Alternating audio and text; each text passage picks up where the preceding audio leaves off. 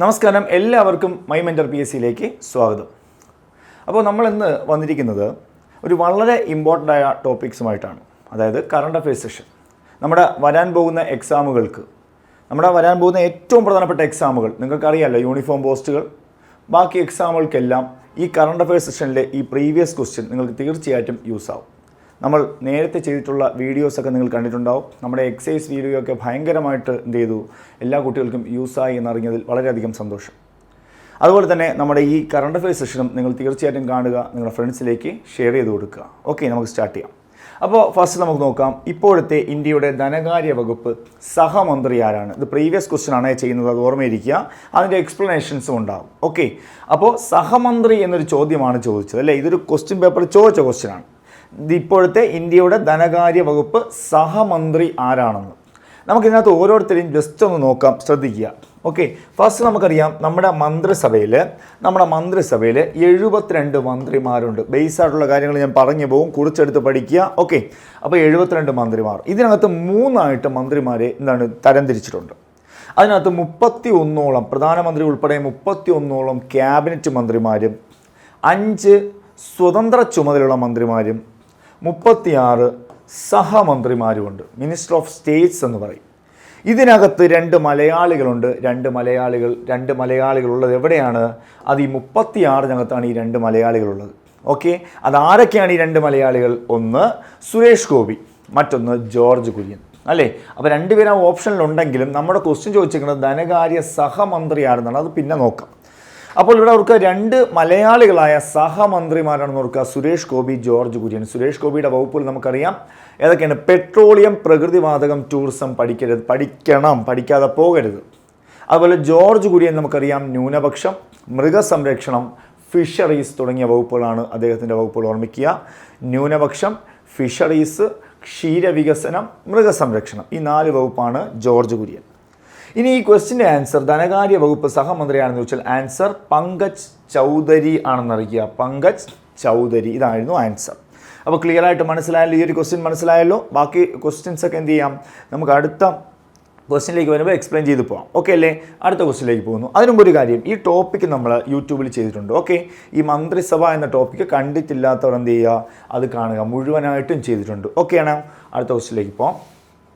അടുത്ത question, 2025 Ramsar സൈറ്റുകളിൽ ഉൾപ്പെടുത്തിയിട്ടുള്ള ഉദ്വാ തടാകം സ്ഥിതി ചെയ്യുന്ന സംസ്ഥാനം. ഈ ക്വസ്റ്റ്യൻ ഒരുപാട് പ്രാവശ്യം റിപ്പീറ്റ് ചെയ്ത് ചോദിച്ചിട്ടുണ്ട് കേട്ടോ. അപ്പോൾ ഒന്ന് ഓർമ്മിച്ച് വയ്ക്കുക, ഉദ്വാ തടാകം എന്നാണ് ചോദിച്ചിരിക്കുന്നത്. ആൻസർ ഏതാണ്? ആൻസർ ഓപ്ഷൻ സി ആണെന്ന് ഓർമ്മിക്കുക. ആൻസർ ഓപ്ഷൻ സി ആണെന്ന് ഓർമ്മിക്കുക.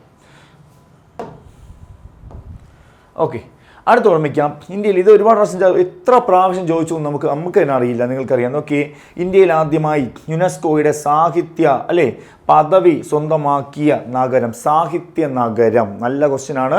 ഇന്ത്യയിൽ ആദ്യമായി യുനെസ്കോയുടെ സാഹിത്യ പദവി സ്വന്തമാക്കിയ നഗരമാണ്. ആൻസർ ഏതാണ്? കോഴിക്കോടാണ്. എല്ലാ ക്വസ്റ്റ്യൻ പേപ്പറിലും ഒരു ക്വസ്റ്റ്യൻ ആയിരുന്നു ഏത്? കോഴിക്കോട്. ഇനിയും ആവർത്തിക്കും. അവിടെ വേറെ പ്രത്യേകിച്ച് എക്സ്പ്ലനേഷൻ ഒന്നും പറയുന്നില്ല, നമുക്കിതൊന്ന് ഓർമ്മിക്കുക. എന്താണ് യുനെസ്കോ? ഒരു കാര്യം ചോദിച്ചോട്ടെ, ഈ യുനെസ്കോ എന്താണ് യുനെസ്കോയുടെ ഫുൾ ഫോം? അതൊന്ന് നമുക്ക് നോക്കാം. യുനെസ്കോയുടെ മുഴുവൻ പേരെന്താണ്? യുനെസ്കോ. നമുക്കൊന്ന് നോക്കാം. യുനെസ്കോ എന്താണ്? United nations education scientific cultural organisation. അപ്പോൾ ഒന്ന് ഓർമ്മിക്കുക, united nations educational scientific and cultural ഓർഗനൈസേഷനാണ് യുനെസ്കോ. ആരാണ് യുനെസ്കോയുടെ തലവൻ, നിലവിലെ തലവൻ എന്ന് ചോദിച്ചാൽ ആരാണ്? ആൻഡ്രൂ അസൗലെ എന്ന് ഓർമ്മിക്കുക. ആൻഡ്രൂ അസൗലെ എന്ന് ഓർമ്മിക്കണം. നിലവിലെ ഹെഡ് ആൻഡ്രൂ അസൗലെ. യുനെസ്കോ ക്ലിയർ ആണ്. യുണിസെഫ് അല്ലേ? യുണിസെഫ് അല്ല. യുണിസെഫ് എന്ന് ഓർമ്മിക്കാൻ വേണമെങ്കിൽ യുണിസെഫ് കൂടെ പറയാം. യുണിസെഫിൻ്റെ ഫുൾ ഫോം എന്താണ്? രണ്ടും കൂടെ മാറിപ്പോകാതിരിക്കാൻ.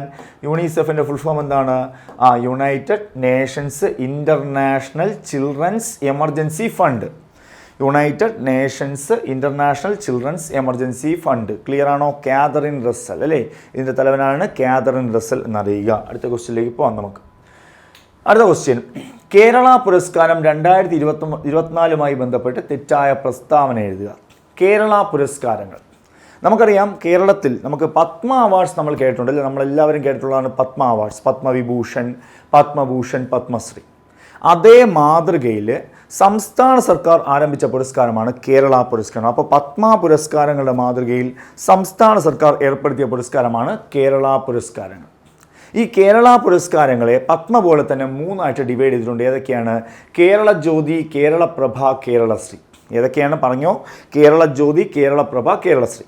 ഈ പുരസ്കാരം ആരംഭിച്ചത് 2022ലാണ് കേരള പുരസ്കാരങ്ങൾ നൽകി തുടങ്ങിയത്. ക്ലിയർ ആണോ? അപ്പോൾ കേരള സർക്കാർ നൽകുന്ന ഏറ്റവും പരമോന്നതമായ പുരസ്കാരമാണ് കേരള പുരസ്കാരം. 2022 ആരംഭിച്ചു. 3ആയിട്ട് ഡിവൈഡ് എന്ന് പറഞ്ഞു: കേരള ജ്യോതി, കേരളപ്രഭ, കേരളശ്രീ. അടുത്ത് നിങ്ങൾ ഓർക്കേണ്ടത്, ഈ 2022 പ്രഥമ കേരള ജ്യോതി എല്ലായ്പ്പോഴും ഒരാൾക്കേ ലഭിക്കാറുള്ളൂ. പ്രഥമ കേരള ജ്യോതി ലഭിച്ചത് മഹാനായ MT വാസുദേവൻ നായരാണ്. അദ്ദേഹം ഇപ്പോൾ അന്തരിച്ചു, നമുക്കറിയാം അല്ലേ? അദ്ദേഹം അന്തരിച്ചെന്നാണ് 2024 ഡിസംബർ 25. അദ്ദേഹത്തിന് ഇപ്പോൾ 2025 എന്ത് കിട്ടി? പത്മവിഭൂഷൺ കിട്ടിയെന്ന് ഓർമ്മിക്കുക, മരണാനന്തരമായി. ഇവിടെ അദ്ദേഹത്തിന് എന്ത് കിട്ടി? പ്രഥമ കേരള ജ്യോതി കിട്ടി 2022. ഓക്കെ, നമുക്കിനി ക്വസ്റ്റ്യനിലേക്ക് പോകാം. 2024 പ്രഖ്യാപിച്ചത് 3ാമത് കേരള പുരസ്കാരമാണ്. ശരിയല്ലേ? ശരിയാണ്. അടുത്തത് കേരളശ്രീ പുരസ്കാര ജേതാവായ നാരായണ ഭട്ടതിരി ആരോഗ്യ മേഖലയുമായി ബന്ധപ്പെട്ടിരിക്കുന്നു. ശരിയാണോ എന്ന് നോക്കാം. കേരളപ്രഭ ജേതാവായ ഭുവനേശ്വരി കാർഷിക മേഖലയുമായി ബന്ധപ്പെട്ടിരിക്കുന്നു. അപ്പോൾ ഇവിടെ അറിയുക, ഈ 2024 പ്രഖ്യാപിച്ചത് 3ാമത്തെയാണ്. അത് ശരിയാണ്. ചോദിച്ചിരിക്കുന്നത് എന്താണ്? തെറ്റായ പ്രസ്താവനയാണ്. അതിൽ കേരളശ്രീ പുരസ്കാര ജേതാവായ നാരായണ ഭട്ടതിരി. അപ്പോൾ കേരളശ്രീ പുരസ്കാരം ലഭിച്ചിരിക്കുന്നത് 6 പേർക്കാണ്. അവിടെ ഓർമ്മിക്കുക, ഇപ്പോൾ കേരള ജ്യോതി ലഭിച്ചത് ഒരാൾക്കും, കേരളപ്രഭ 2 പേർക്കും, കേരളശ്രീ 6 പേർക്കുമാണ്. ഈ ഒരാൾ ഇപ്പോൾ ആരാണ്? 2024 ചോദിച്ചാൽ MK സാനുവാണ്. ഓർമ്മിക്കുക, MK സാനു എന്ന് ഓർമ്മിക്കുക, MK സാനു. കേരളപ്രഭ ലഭിച്ച 2 പേര് ആരൊക്കെയാണ്? ഭുവനേശ്വരിയും S സോമനാഥുമാണ്. S സോമനാഥ് നമുക്കറിയാം, മുൻ ISRO ചെയർമാനായിരുന്നു അല്ലേ? ISROയുടെ 10ാമത്തെ ചെയർമാനും 5ാമത്തെ മലയാളിയായിരുന്നു ഒക്കെ നമുക്കറിയാം. അതുപോലെ ഭുവനേശ്വരി എന്ന വ്യക്തി കാർഷിക മേഖലയുമാണെന്ന് അറിയുക. അത് അവിടെ ചോദിച്ചിട്ടുണ്ട്. ഭുവനേശ്വരി കൃഷി, അതും കറക്റ്റാണ്. അപ്പോൾ ഇവിടെ എല്ലാം ശരിയാണോ എന്ന് നോക്കാം. കേരളശ്രീ പുരസ്കാരം ജേതാവ് നാരായണ ഭട്ടതിരി. അവിടെ കുറേ പേരുണ്ട്. VK മാത്യൂസ് ഉണ്ട്, ഷൈജ ബേബി ഉണ്ട്, സഞ്ജു V സാംസൺ ഉണ്ട്, നാരായണ ഭട്ടതിരി ഉണ്ട്. അപ്പോൾ ഇങ്ങനെ കുറേ പേരുണ്ട് അല്ലേ? അതിൽ ഏറ്റവും ഇമ്പോർട്ടൻ്റ് ആയ വ്യക്തിയാണ് സഞ്ജു സാംസൺ എന്ന് ഓർമ്മിക്കുക. അപ്പോൾ ചോദിക്കാം, 2024 കേരള പുരസ്കാരം ലഭിച്ച കായിക താരം ആരെന്ന് ചോദിച്ചാൽ അത് സഞ്ജു V സാംസൺ ആണെന്ന് അറിയുക. ഓക്കെ ആണോ? അതുപോലെ ഡോക്ടർ TK ജയകുമാർ, അങ്ങനെ ഒരുപാട് പേരുണ്ട്. ഓക്കെ, അതിൽ പ്രധാനപ്പെട്ട വ്യക്തിയാണ് നാരായണ ഭട്ടതിരി. ഭട്ടതിരിയുടെ മേഖല ആരോഗ്യ മേഖല അല്ല, അദ്ദേഹത്തിൻ്റെ മേഖല കാലിഗ്രഫി എന്നാണ്. ആർട്ട് ഓഫ് റൈറ്റിംഗ് എന്ന മേഖലയാണ് കാലിഗ്രഫി. അവിടെ കാലിഗ്രഫി എന്ന് ഓർമ്മിക്കുക, ആർട്ട് ഓഫ് റൈറ്റിംഗ്. അപ്പോൾ ഇദ്ദേഹത്തിൻ്റെ മേഖല. അപ്പോൾ ഇതാണ് നമ്മുടെ തെറ്റുത്തരം എന്ന് പറയുന്നത്. അപ്പോൾ ആൻസർ ഏതാണ്? ആൻസർ B ആണ് നമ്മുടെ ആൻസർ. തെറ്റായ ഉത്തരം ഓപ്ഷൻ B. അപ്പോൾ ഇദ്ദേഹത്തിൻ്റെ മേഖല എന്താണ്? കാലിഗ്രഫി എന്നാണ്. ഈ ആരോഗ്യ മേഖലയിലുള്ള വ്യക്തി ഡോക്ടർ TK ജയകുമാർ ആയിരുന്നു. ഏതിൽ? കേരള ശ്രീ നേടിയത്. ക്ലിയർ? അടുത്ത ക്വസ്റ്റ്യനിലേക്ക് പോകുന്നു. അടുത്ത ക്വസ്റ്റ്യൻ വളരെ ഇമ്പോർട്ടൻ്റ് ആയ ക്വസ്റ്റ്യൻ ആണ്.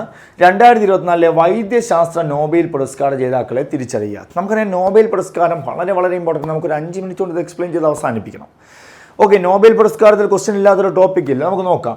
ഗാരി റൗക്കുൻ ആൻഡ് ഡേവിഡ് ബേക്കർ ആണോ? David Baker, John H. നമുക്ക് നോക്കട്ടെ. നമുക്ക് ആദ്യം മെഡിസിൻ നോബൽ നോക്കാം അല്ലേ? ഇത് മെഡിസിൻ നോബലിൽ ചോദിച്ചേക്കുന്നത്. മെഡിസിൻ നോബൽ കിട്ടിയത് 2 പേരാണ്. ആരൊക്കെയെന്ന് പറയാമോ? അതൊന്ന് നോക്കാം.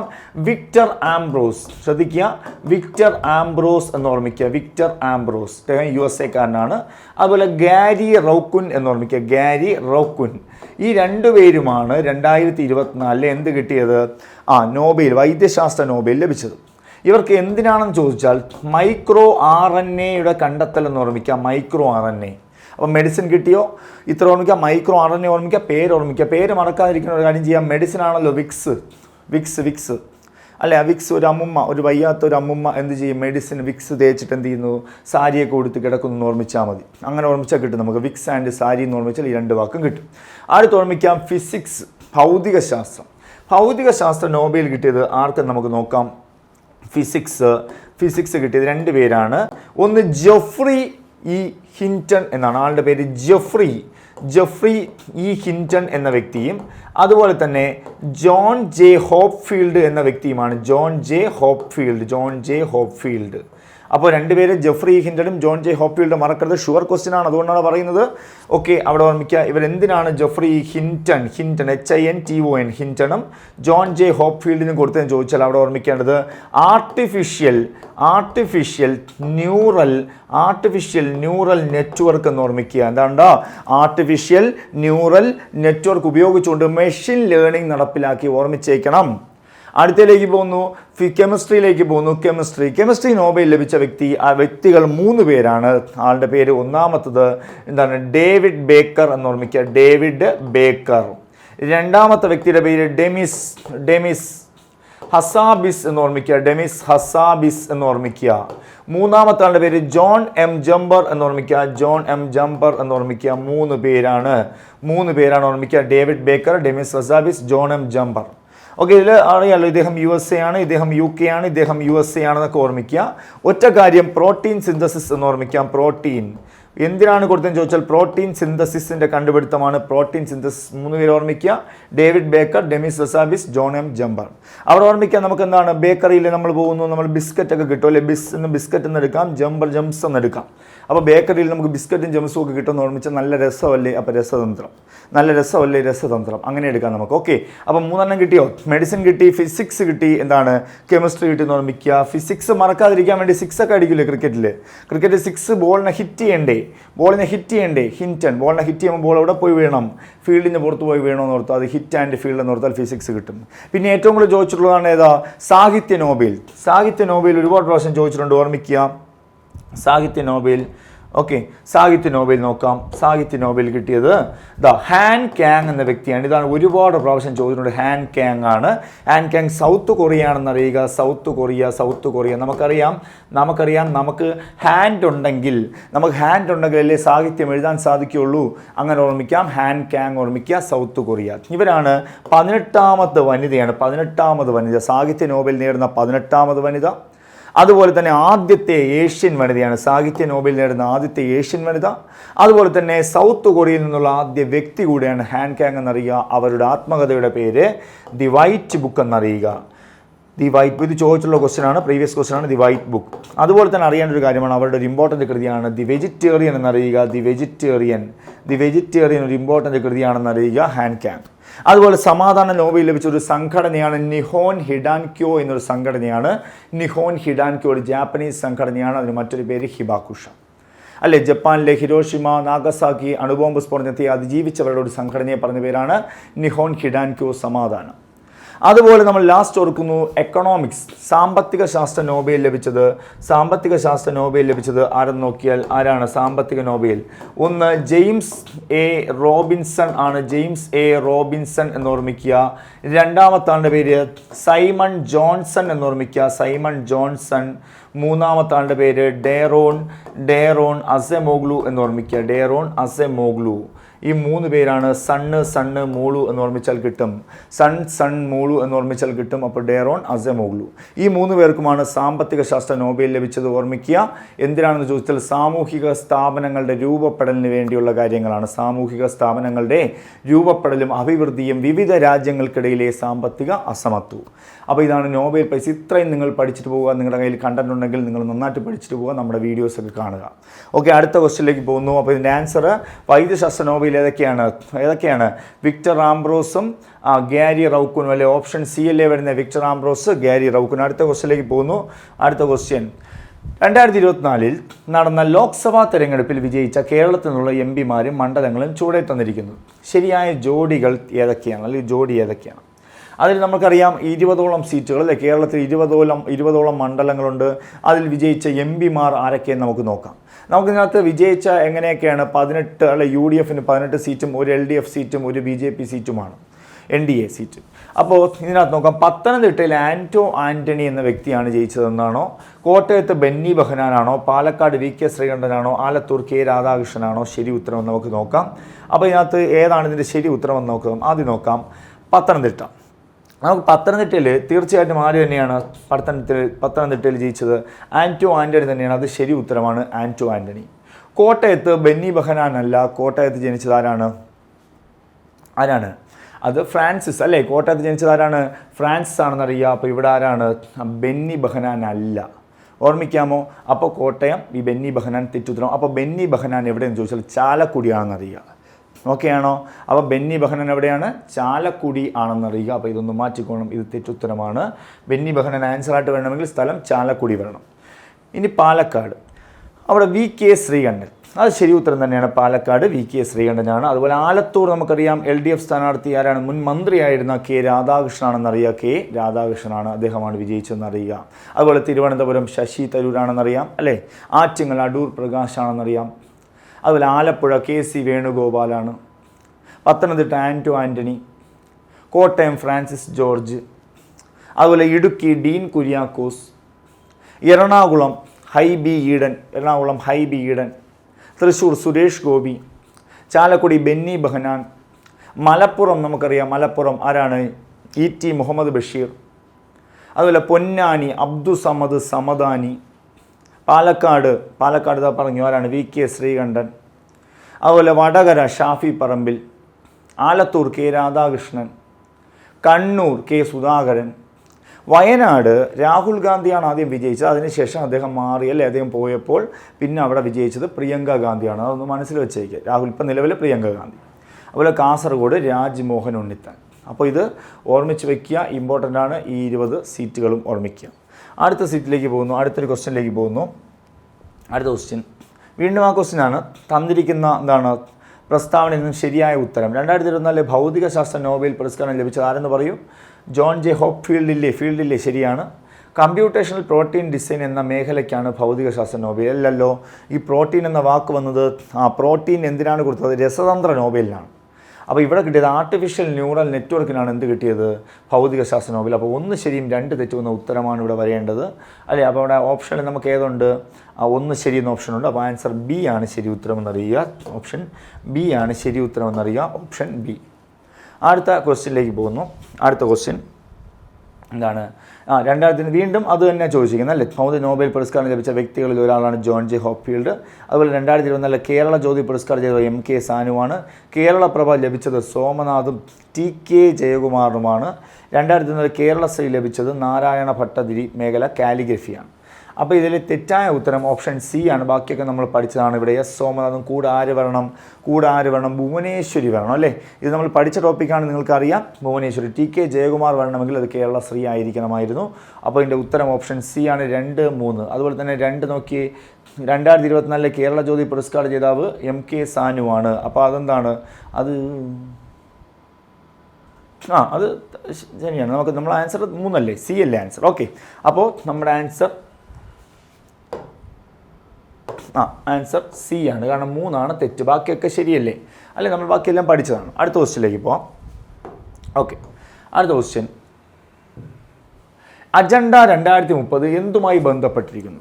അവിടെ ഒരു കാര്യം ശ്രദ്ധിക്കുക. വേറൊരു കാര്യം കൂടെ പറഞ്ഞാൽ പുനർജനി 2030 എന്തുമായി ബന്ധപ്പെട്ടെന്ന് വെച്ചാൽ കേരളത്തിലെ മദ്യവർജനവുമായി ബന്ധപ്പെട്ടതാണ് പുനർജനി 2030. ഇവിടെ അജണ്ട 2030 എന്താണെന്ന് ചോദിച്ചാൽ ഇത് സുസ്ഥിര വികസനവുമായി ബന്ധപ്പെട്ടതാണ്. അതായത് നീതി ആയോഗ് ഇൻഡെക്സിലെ പ്രധാനപ്പെട്ട ഒരു കാര്യമാണ് സുസ്ഥിര വികസനം, അല്ലെങ്കിൽ സസ്റ്റൈനബിൾ ഡെവലപ്മെൻറ്റ് ഇൻഡെക്സ് എന്ന് പറയും. അതുമായിട്ട് ബന്ധപ്പെട്ട കാര്യമാണ് അജണ്ട 2030. മറക്കരുത്, അജണ്ട 2030 എന്തുമായി ബന്ധപ്പെട്ടിരിക്കുന്നു ചോദിച്ചാൽ നിങ്ങൾ പറയണം സുസ്ഥിര വികസനമാണ്. ഇതിൻ്റെ അടുത്ത ക്വസ്റ്റ്യൻ ഇതുമായിട്ട് റിലേറ്റ് ചെയ്ത് തന്നെയാണ്. അപ്പോൾ നമുക്ക് മനസ്സിലാവും. അടുത്ത ക്വസ്റ്റ്യൻ, സുസ്ഥിര വികസന ലക്ഷ്യ സൂചിക 2023-24 അനുസരിച്ച് ശരിയായ പ്രസ്താവനകൾ ഏത്? അപ്പോൾ ഈ സുസ്ഥിര വികസന ലക്ഷ്യ സൂചിക നമ്മൾ നമ്മുടെ യൂട്യൂബ് ചാനലിൽ കണ്ടൻറ്റായിട്ട് ചെയ്തിട്ടുണ്ട്. അത് കാണുക, നിങ്ങൾ തീർച്ചയായിട്ടും കാണുക. അത് മുഴുവനായിട്ട് പഠിപ്പിച്ചിട്ടുണ്ട്. ഓക്കെ, അത് നമുക്ക് നോക്കാം. ഇന്ത്യയിൽ SDGയുമായി ബന്ധപ്പെട്ട് പ്രവർത്തിക്കുന്ന നോഡൽ ഏജൻസിയാണ് ധനകാര്യ മന്ത്രാലയമാണോ? അല്ല.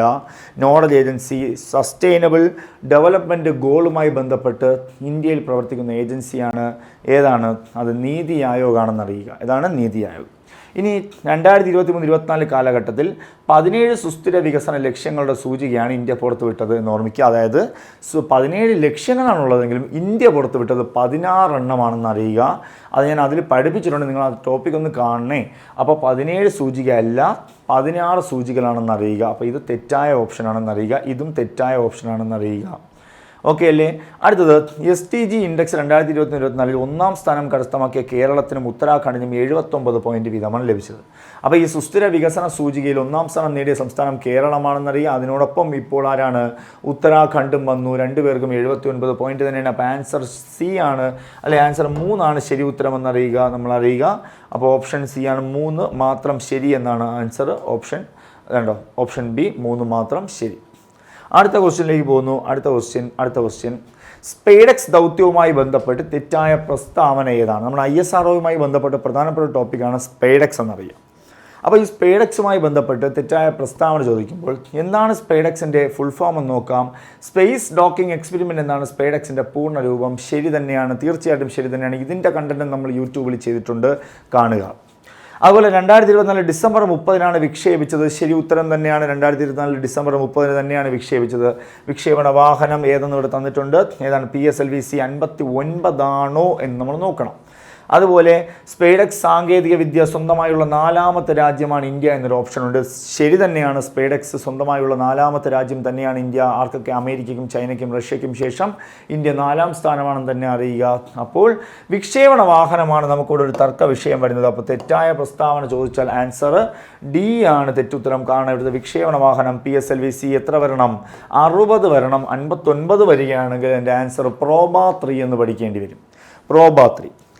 അതിനു മുമ്പ് ഒരു കാര്യം, അപ്പോൾ സ്പെയ്ഡെക്സുമായി ബന്ധപ്പെട്ട് ഇത് അറിയുക. ഇത് വിക്ഷേപിച്ച ഡേറ്റ് നമുക്കറിയാം ഡിസംബർ 30. ഇത് ലക്ഷ്യസ്ഥാനം അല്ലെ ലക്ഷ്യത്തിലേക്ക് എത്തിയത്. അതായത് ലക്ഷ്യം എന്ന് പറഞ്ഞാൽ എന്താണ്? 2 ഉപഗ്രഹങ്ങൾ തമ്മിൽ യോജിപ്പിക്കുന്ന അല്ലെ ഡോക്കിംഗ് സാങ്കേതിക വിദ്യയാണല്ലോ ഇവിടെ ഉപയോഗിച്ചിരിക്കുന്നത്. അല്ലെ ഇവിടെ നമ്മൾ ഒന്ന് ചെയ്സർ ഉപഗ്രഹവും മറ്റൊന്ന് ടാർജറ്റ് ഉപഗ്രഹവുമാണ് ഇവിടെ ഉപയോഗിച്ചിരിക്കുന്നത്. അല്ലെ ഒന്ന് SDX-01 മറ്റൊന്ന് SDX-02 എന്നറിയുക. ഇവ തമ്മിലുള്ള അകലം ഏകദേശം 20 കിലോമീറ്റർ ആയിരുന്നു. അത് ക്രമേണ കൂട്ടി യോജിക്കുന്നു. അങ്ങനെ 2025 ജനുവരി 16 ഇതെന്ത് ചെയ്തു? കൂട്ടി ഡോക്കിംഗ് വിജയകരമായി പൂർത്തീകരിച്ചു. അപ്പോൾ ഇതാണ് ഡോക്കിംഗ്. ഈ ഡോക്കിങ്ങുമായി ബന്ധപ്പെട്ട് പോയം 4 ഉണ്ട്. പോയം 4 അതായത് ഈ ബാക്കി വരുന്ന ലക്ഷ്യം കണ്ടതിന് ശേഷം ബാക്കി വരുന്ന റോക്കറ്റ് ഭാഗങ്ങളെ പുനരുപയോഗിക്കുന്ന പ്രക്രിയ പറഞ്ഞ പേരാണെന്ത്? അത് പോയം 4 എന്ന് പറയുന്നത്. PSLV ഓർബിറ്റൽ എക്സ്പെരിമെൻറ്റ് മൊഡ്യൂൾ എന്ന് പറയുന്നു. പോയം 4 എന്നറിയുക. ഈ പോയം 4 ഇന്ത്യയുടെ ആദ്യത്തെ ജൈവ പരീക്ഷണം കൂടിയാണെന്ന് അറിയുക. അതിലാണ് ഈ പോയം 4യുടെ ആദ്യത്തെ ജൈവ പരീക്ഷണം. ബഹിരാകാശത്ത് സസ്യകോശങ്ങൾ വളരുന്ന പരീക്ഷണമാണ്. അവിടെ വൻപയർ വിത്തുകളാണ് നമ്മൾ പരീക്ഷിച്ചത്. അത് വിജയകരമായി ചെയ്തു. ഓക്കെ, അപ്പോൾ ഇതാണ് സ്പെയ്ഡെക്സുമായി ബന്ധപ്പെട്ട്. ഇനി നമ്മൾ പറഞ്ഞല്ലോ ഈ PSLV-C 59 എന്താണ്? അത് പ്രോബയാണ് കേട്ടോ. പ്രോബയാണ്. എന്താണ്? സൂര്യൻ്റെ ബാഹ്യപാളിയെക്കുറിച്ച് ബാഹ്യപാളിയായ ചൂടുകൂടിയ ബാഹ്യപാളിയായ കൊറോണയെക്കുറിച്ച് പഠിക്കാനായി ഇന്ത്യയും യൂറോപ്യൻ സ്പേസ് ഏജൻസിയും ISROയും യൂറോപ്യൻ സ്പേസ് ഏജൻസിയും കൂടെ സംയുക്തമായി വിക്ഷേപിച്ചതാണ് പ്രോബ 3 എന്നറിയുക. അതിൻ്റെ വിക്ഷേപണ വാഹനമാണ് PSLV-C 59 എന്നറിയുക. അത് ഡിസംബർ 5 വിക്ഷേപിച്ചത്. 2024 ഡിസംബർ 5. ഓക്കെ, അതിന് 2 പേലോഡൊക്കെ ഉണ്ട്. ഏതൊക്കെയാണ്? കൊറോണാഗ്രാഫും അതുപോലെ ഒക്യുൾച്ചറും എന്നൊക്കെ അറിയുക. അടുത്ത ക്വസ്റ്റ്യനിലേക്ക് പോകാം. അപ്പോൾ പ്രോബയും സ്പെയ്ഡെക്സും പഠിക്കാതെ പോകരുത്. അടുത്ത ക്വസ്റ്റ്യനിലേക്ക് പോകാം. അടുത്ത ക്വസ്റ്റ്യൻ, ദാദാ സാഹിബ് ഫാൽക്കെയുമായി ബന്ധപ്പെട്ട് തെറ്റായ പ്രസ്താവനകൾ എഴുതുക. ദാദാ സാഹിബ് ഫാൽക്കെ പുരസ്കാരം 1969 നമ്മൾ സിനിമയുമായി ബന്ധപ്പെട്ടാണ് ഇന്ത്യൻ ചലച്ചിത്ര രംഗത്തെ പരമോന്നത പുരസ്കാരമാണെന്നറിയുക. ശരി തന്നെയാണ്. പുരസ്കാരം ആരംഭിച്ചത് 69. ആദ്യ ജേതാവ് അടൂർ ഗോപാലകൃഷ്ണൻ എന്ന് ചോദിച്ചാൽ അത് തെറ്റാണ്. അടൂർ ഗോപാലകൃഷ്ണനാണോ ആദ്യ ജേതാവെന്ന് നോക്കിയാൽ നമുക്ക് നോക്കാം. തെറ്റായ പ്രസ്താവനകൾ ഏതൊക്കെയെന്ന് നമുക്ക് നോക്കണം. അടൂർ ഗോപാലകൃഷ്ണൻ അല്ല, ആണ് ദേവിക റാണിയാണ്. ആദ്യ ജേതാവ് ദേവിക റാണിയാണ്. ആദ്യത്തെ മലയാളിയാണ് അടൂർ ഗോപാലകൃഷ്ണൻ. ദാദാ സാഹിബ് ഫാൽക്കെ പുരസ്കാരം നേടിയ ആദ്യ മലയാളിയാണ് അടൂർ ഗോപാലകൃഷ്ണൻ. 2004. ഇനി 2024 നൽകിയത് 2021 പുരസ്കാരമാണോ എന്നാണ് ചോദിച്ചത്. 22 പുരസ്കാരമാണെന്ന് അറിയുക. 2024 നൽകിയത് 2022 54ാമത് പുരസ്കാരമാണെന്ന് അറിയുക. അപ്പോൾ 22 ആണെന്ന് അറിയുക. ഈ 54ാമത് പുരസ്കാര ജേതാവ് മിഥുൻ ചക്രവർത്തിയാണെന്ന് അറിയുക. മിഥുൻ ചക്രവർത്തി. ഓക്കെ, മിഥുൻ ചക്രവർത്തിക്ക് 2024 ഇപ്പോൾ 25 പത്മയാണല്ലോ നമ്മൾ പഠിച്ചത്. 24 പത്മ ലഭിച്ചിട്ടുള്ള വ്യക്തിയാണ് മിഥുൻ ചക്രവർത്തി. അന്ന് പത്മഭൂഷണാണ് ഇദ്ദേഹത്തിന് ലഭിച്ചതെന്ന് ഓർമ്മിക്കുക. ഓക്കെ, മിഥുൻ ചക്രവർത്തി. അപ്പോൾ ഈ ക്വസ്റ്റ്യൻ മറക്കരുത്. ദാദാ സാഹിബ് ഫാൽക്കെ പുരസ്കാരവുമായി ബന്ധപ്പെട്ട ക്വസ്റ്റ്യൻ. അപ്പോൾ ഇതിൻ്റെ ആൻസർ എന്താണ്? ഇതിൻ്റെ ആൻസർ ഏതൊക്കെ പ്രസ്താവനകളാണ് തെറ്റെന്ന് ചോദിച്ചാൽ 2ഉം മൂന്നും തെറ്റെന്ന ഓപ്ഷൻ ഏതാണ്? ഓപ്ഷൻ സി ആണ് ആൻസർ വരുന്നത്. 2ഉം 3ഉം തെറ്റ്. ക്ലിയർ ആണ്, മനസ്സിലാകുന്നുണ്ടെന്ന് തോന്നുന്നു. എല്ലാ ടോപ്പിക്കും കവർ ചെയ്യാനാണേ ചവിട്ടി നിൽക്കാതെ ഓടിപ്പോകുന്നത്. അപ്പോൾ നിങ്ങൾ കൂടെ ഓടി വരിക. ഓക്കെ, നമുക്ക് നോക്കാം. നമ്മുടെ വരുന്ന പരീക്ഷകളിൽ 1 മാർക്കെങ്കിലും നിങ്ങൾക്ക് എക്സ്ട്രാ ഈ ക്ലാസ് കൊണ്ട് കിട്ടും. ഓക്കെ, അടുത്ത ക്വസ്റ്റ്യനിലേക്ക് പോകാം. അടുത്ത ക്വസ്റ്റ്യൻ ഓക്കെ, 2024 ക്ലാസിക്കൽ ഭാഷാ പദവി ലഭിച്ച ഭാഷകൾ ഏതെല്ലാം? ക്ലാസിക്കൽ ഭാഷ നമുക്കറിയാമല്ലോ. ഇന്ത്യയിൽ ക്ലാസിക്കൽ ഭാഷകളുടെ എണ്ണം എത്ര എന്ന് നമുക്ക് നോക്കാം. അതിനു മുമ്പ് 2024 ക്ലാസിക്കൽ ഭാഷ ലഭിച്ചത് ഏതൊക്കെയെന്ന് നമുക്ക് നോക്കാം. അത് പാലി ഉണ്ടോ? ഓക്കെ, പാലി ഉണ്ട്. അതുപോലെ ആസാമീസ് ഉണ്ട്, മറാത്തി ഉണ്ട്, അല്ലെ ബംഗാളി ഉണ്ട്, ഇത് ഒഡിയ ഇല്ല. ഒഡിയക്ക് നേരത്തെ കിട്ടിയിട്ടുണ്ട് അല്ലേ? ഒഡിയയ്ക്ക് നേരത്തെ കിട്ടിയിട്ടുണ്ട് അല്ലേ? അപ്പോൾ ഇവിടുത്തെ ശരി ഉത്തരം ഏതാണ്? അല്ലേ, സി ആണ് ശരി ഉത്തരം. 1, 2, 4, 5, 6. അപ്പോൾ ഏതിനൊക്കെയാണ് ഇപ്പോൾ ക്ലാസിക്കൽ പദവി കിട്ടിയത്? പാലി, മറാത്തി, ബംഗാളി, ആസാമീസ്, പ്രാകൃത് അല്ലേ? നമുക്കറിയാം നേരത്തെ നമ്മൾ തമിഴിന് കിട്ടിയിട്ടുണ്ട്, തെലുങ്ക്, കന്നഡ അല്ലേ? തമിഴിന് കിട്ടിയിട്ടുണ്ട്, സംസ്കൃതത്തിന് കിട്ടിയിട്ടുണ്ട്, തെലുങ്ക്, കന്നഡ കിട്ടിയിട്ടുണ്ട്, മലയാളം കിട്ടിയിട്ടുണ്ട്, അതുപോലെ ഒഡിയ കിട്ടിയിട്ടുണ്ട്. ഇതാണ് നമ്മുടെ ഈ വർഷങ്ങൾ നമുക്കറിയാമല്ലോ അല്ലേ? അപ്പോൾ അടുത്ത് നമുക്ക് നോക്കേണ്ടത് എന്താണ്? 2004 തമിഴ്, 2005 2008 2007 2013 മലയാളം, 2014 ഒഡിയ. അപ്പോൾ ഇതാണ് നേരത്തെ ക്ലാസിക്കൽ ഭാഷ കിട്ടിയിട്ടുള്ള 6 ഭാഷകൾ. ഇപ്പോൾ കിട്ടിയിട്ടുള്ളത് ഇതാണ്ടോ? P for Pali, A for Assamese, M for Marathi, B for Bengali, അല്ലെ പി ഫോർ പ്രാകൃത്. അപ്പോൾ നമുക്കൊരു ഇത് വെച്ച് പാമ്പ് പി എന്നങ്ങ് വെച്ച് പഠിക്കാം. പാമ്പ് പി എന്നൊരു ഇത് വെച്ചിട്ട് ഈ പുതിയ ക്ലാസിക്കൽ ഭാഷ ഈ എമ്മൊക്കെ ഫുൾ ഫോം അറിയണം, മറാത്തിയൊക്കെയാണ്. മറക്കരുത് ഈ ഒരു ക്വസ്റ്റ്യൻ, മറക്കരുത്. അടുത്ത ക്വസ്റ്റ്യനിലേക്ക് പോകുന്നു. അടുത്ത ക്വസ്റ്റ്യൻ വീണ്ടും ഇതൊരു ക്വസ്റ്റ്യൻ പഠിച്ചതാണ്, വീണ്ടും റിപ്പീറ്റ് ചെയ്ത് വരുന്നതേ ഉള്ളൂ. നമുക്ക് പെട്ടെന്ന് അങ്ങ് പോകാം. കണ്ടോ, തെരഞ്ഞെടുപ്പിൽ ഇവ ശരിയായ ജോഡികളാണ്. ലോക്സഭാ തെരഞ്ഞെടുപ്പ് ഇടുക്കിയിലെ ഡീൻ കുര്യാക്കോസ് ശരിയാണ്, ചാലക്കുടി ബെന്നി ബെഹനാൻ ശരിയാണ്, മാവേലിക്കര കൊടിക്കുന്നിൽ സുരേഷാണ് വരേണ്ടത്. മാവേലിക്കര നേരത്തെ നമ്മൾ പറഞ്ഞില്ല, കൊടിക്കുന്നിൽ സുരേഷ്. പക്ഷേ ഇവിടെ ആൻ്റോ ആൻ്റണി വരുന്നു. ആൻ്റോ ആൻ്റണി പത്തനംതിട്ടയാണ് നമുക്കറിയാം, ആറ്റിങ്ങൽ അടൂർ പ്രകാശമാണെന്നറിയാം. അപ്പോൾ ആൻസർ ഓപ്ഷൻ സി ആണ്. 1, 2, 4 ശരി. മൂന്നാമത്തത് മാവേലിക്കരയുടെ ആൻസർ എന്ത് വരണം? മാവേലിക്കര കൊടിക്കുന്നിൽ സുരേഷ് വരണം. അപ്പോൾ ആൻ്റോ ആൻ്റണി പത്തനംതിട്ടയാണെന്നറിയുക. അടുത്ത ക്വസ്റ്റ്യനിലേക്ക് പോകുന്നു. അടുത്ത ക്വസ്റ്റ്യൻ താഴെ നൽകിയിരിക്കുന്നവയിൽ അർജുന അവാർഡ് 2024 ജേതാവ്. നമുക്കറിയാം അർജുന അവാർഡ് എന്ന് പറഞ്ഞാൽ ഇന്ത്യയിൽ കായിക രംഗത്തെ 2ാമത്തെ ഉയർന്ന പുരസ്കാരമാണ് അർജുന അവാർഡ്. ഇന്ത്യയിൽ കായിക രംഗത്തെ 2ാമത്തെ ഉയർന്ന പുരസ്കാരം അർജുന അവാർഡ്. അപ്പോൾ നമുക്ക് നോക്കാം. 1961 അർജുന അവാർഡ് നൽകി തുടങ്ങിയത്. 61 ഇതിൻ്റെ സമ്മാന തുക 15 ലക്ഷം രൂപയാണ്. 15 ലക്ഷം രൂപ. പക്ഷേ 1991 മേജർ ധ്യാൻചന്ദ് ഖേൽരത്ന, പഴയ പേര് രാജീവ് ഗാന്ധി ഖേൽരത്ന പുരസ്കാരമാണ്. ഈ മേജർ ധ്യാൻചന്ദ് ഖേൽരത്ന പുരസ്കാരം വന്നതിന് ശേഷം ഇത് 2ാം സ്ഥാനത്തേക്കായി. അപ്പോൾ അർജുന അവാർഡ് ഇപ്പോൾ ഏറ്റവും ഉയർന്ന 2ാമത്തെ പുരസ്കാരവും മേജർ ധ്യാൻചന്ദ് ഖേൽരത്ന പുരസ്കാരം ഏറ്റവും ഉയർന്ന പുരസ്കാരവുമായി. ഈ മേജർ ധ്യാൻചന്ദ് പുരസ്കാരം 2021 മുതലാണ് എന്തായത്? രാജീവ് ഗാന്ധി ഖേൽരത്നയിൽ നിന്ന് മേജർ ധ്യാൻചന്ദ് എന്ന പേര് ലഭിച്ചതെന്നറിയാം. മേജർ ധ്യാൻചന്ദ് ഖേൽരത്ന പുരസ്കാരം. അപ്പോൾ ഇവിടെ 2024 എത്ര പേർക്ക് കിട്ടിയെന്ന് നോക്കാം. നമുക്കിത് രണ്ടും ഒന്ന് നോക്കാം. ഖേൽരത്ന പുരസ്കാരം നോക്കാം, ധ്യാൻചന്ദ് പുരസ്കാരം, മേജർ ധ്യാൻചന്ദ് ഖേൽരത്ന പുരസ്കാരം നോക്കാം, അർജുന അവാർഡ് നോക്കാം. അർജുന അവാർഡ് ലഭിച്ചത് 32 പേർക്കാണ്.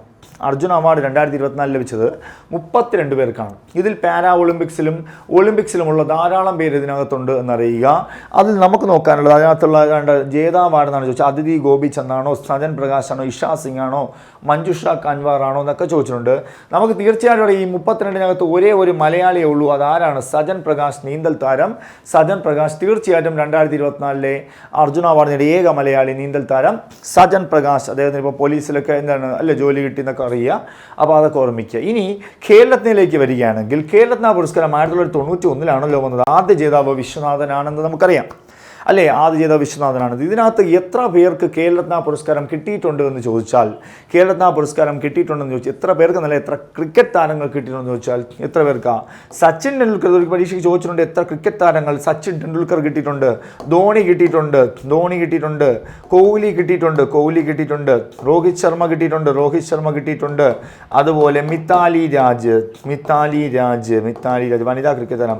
ഈ 5 പേർക്കുമാണ് ഇദ്ദേഹത്തിന് 97-ലും 2008-ലും 2018-ലും 2020-ലും 2021-ലും ഇങ്ങനെയാണ് ഈ ഖേൽരത്ന പുരസ്കാരത്തിൻ്റെ ഓർഡർ എന്നറിയുക. അപ്പോൾ മറക്കരുത്, സച്ചിൻ, ധോണി, കോഹ്ലി, രോഹിത് ശർമ്മ, മിതാലി രാജ് എന്നറിയുക. ഇവർക്കാണ് ഖേൽരത്ന നേടിയ ക്രിക്കറ്റ് താരങ്ങളിൽ 4 പുരുഷ താരവും 1 വനിതാ ക്രിക്കറ്റ് താരവും ഉണ്ട്. അതുപോലെ ഏക ഫുട്ബോൾ താരമാണ് സുനിൽ ഛേത്രി എന്നറിയുക. 2021-ലാണ് ലഭിച്ചത്.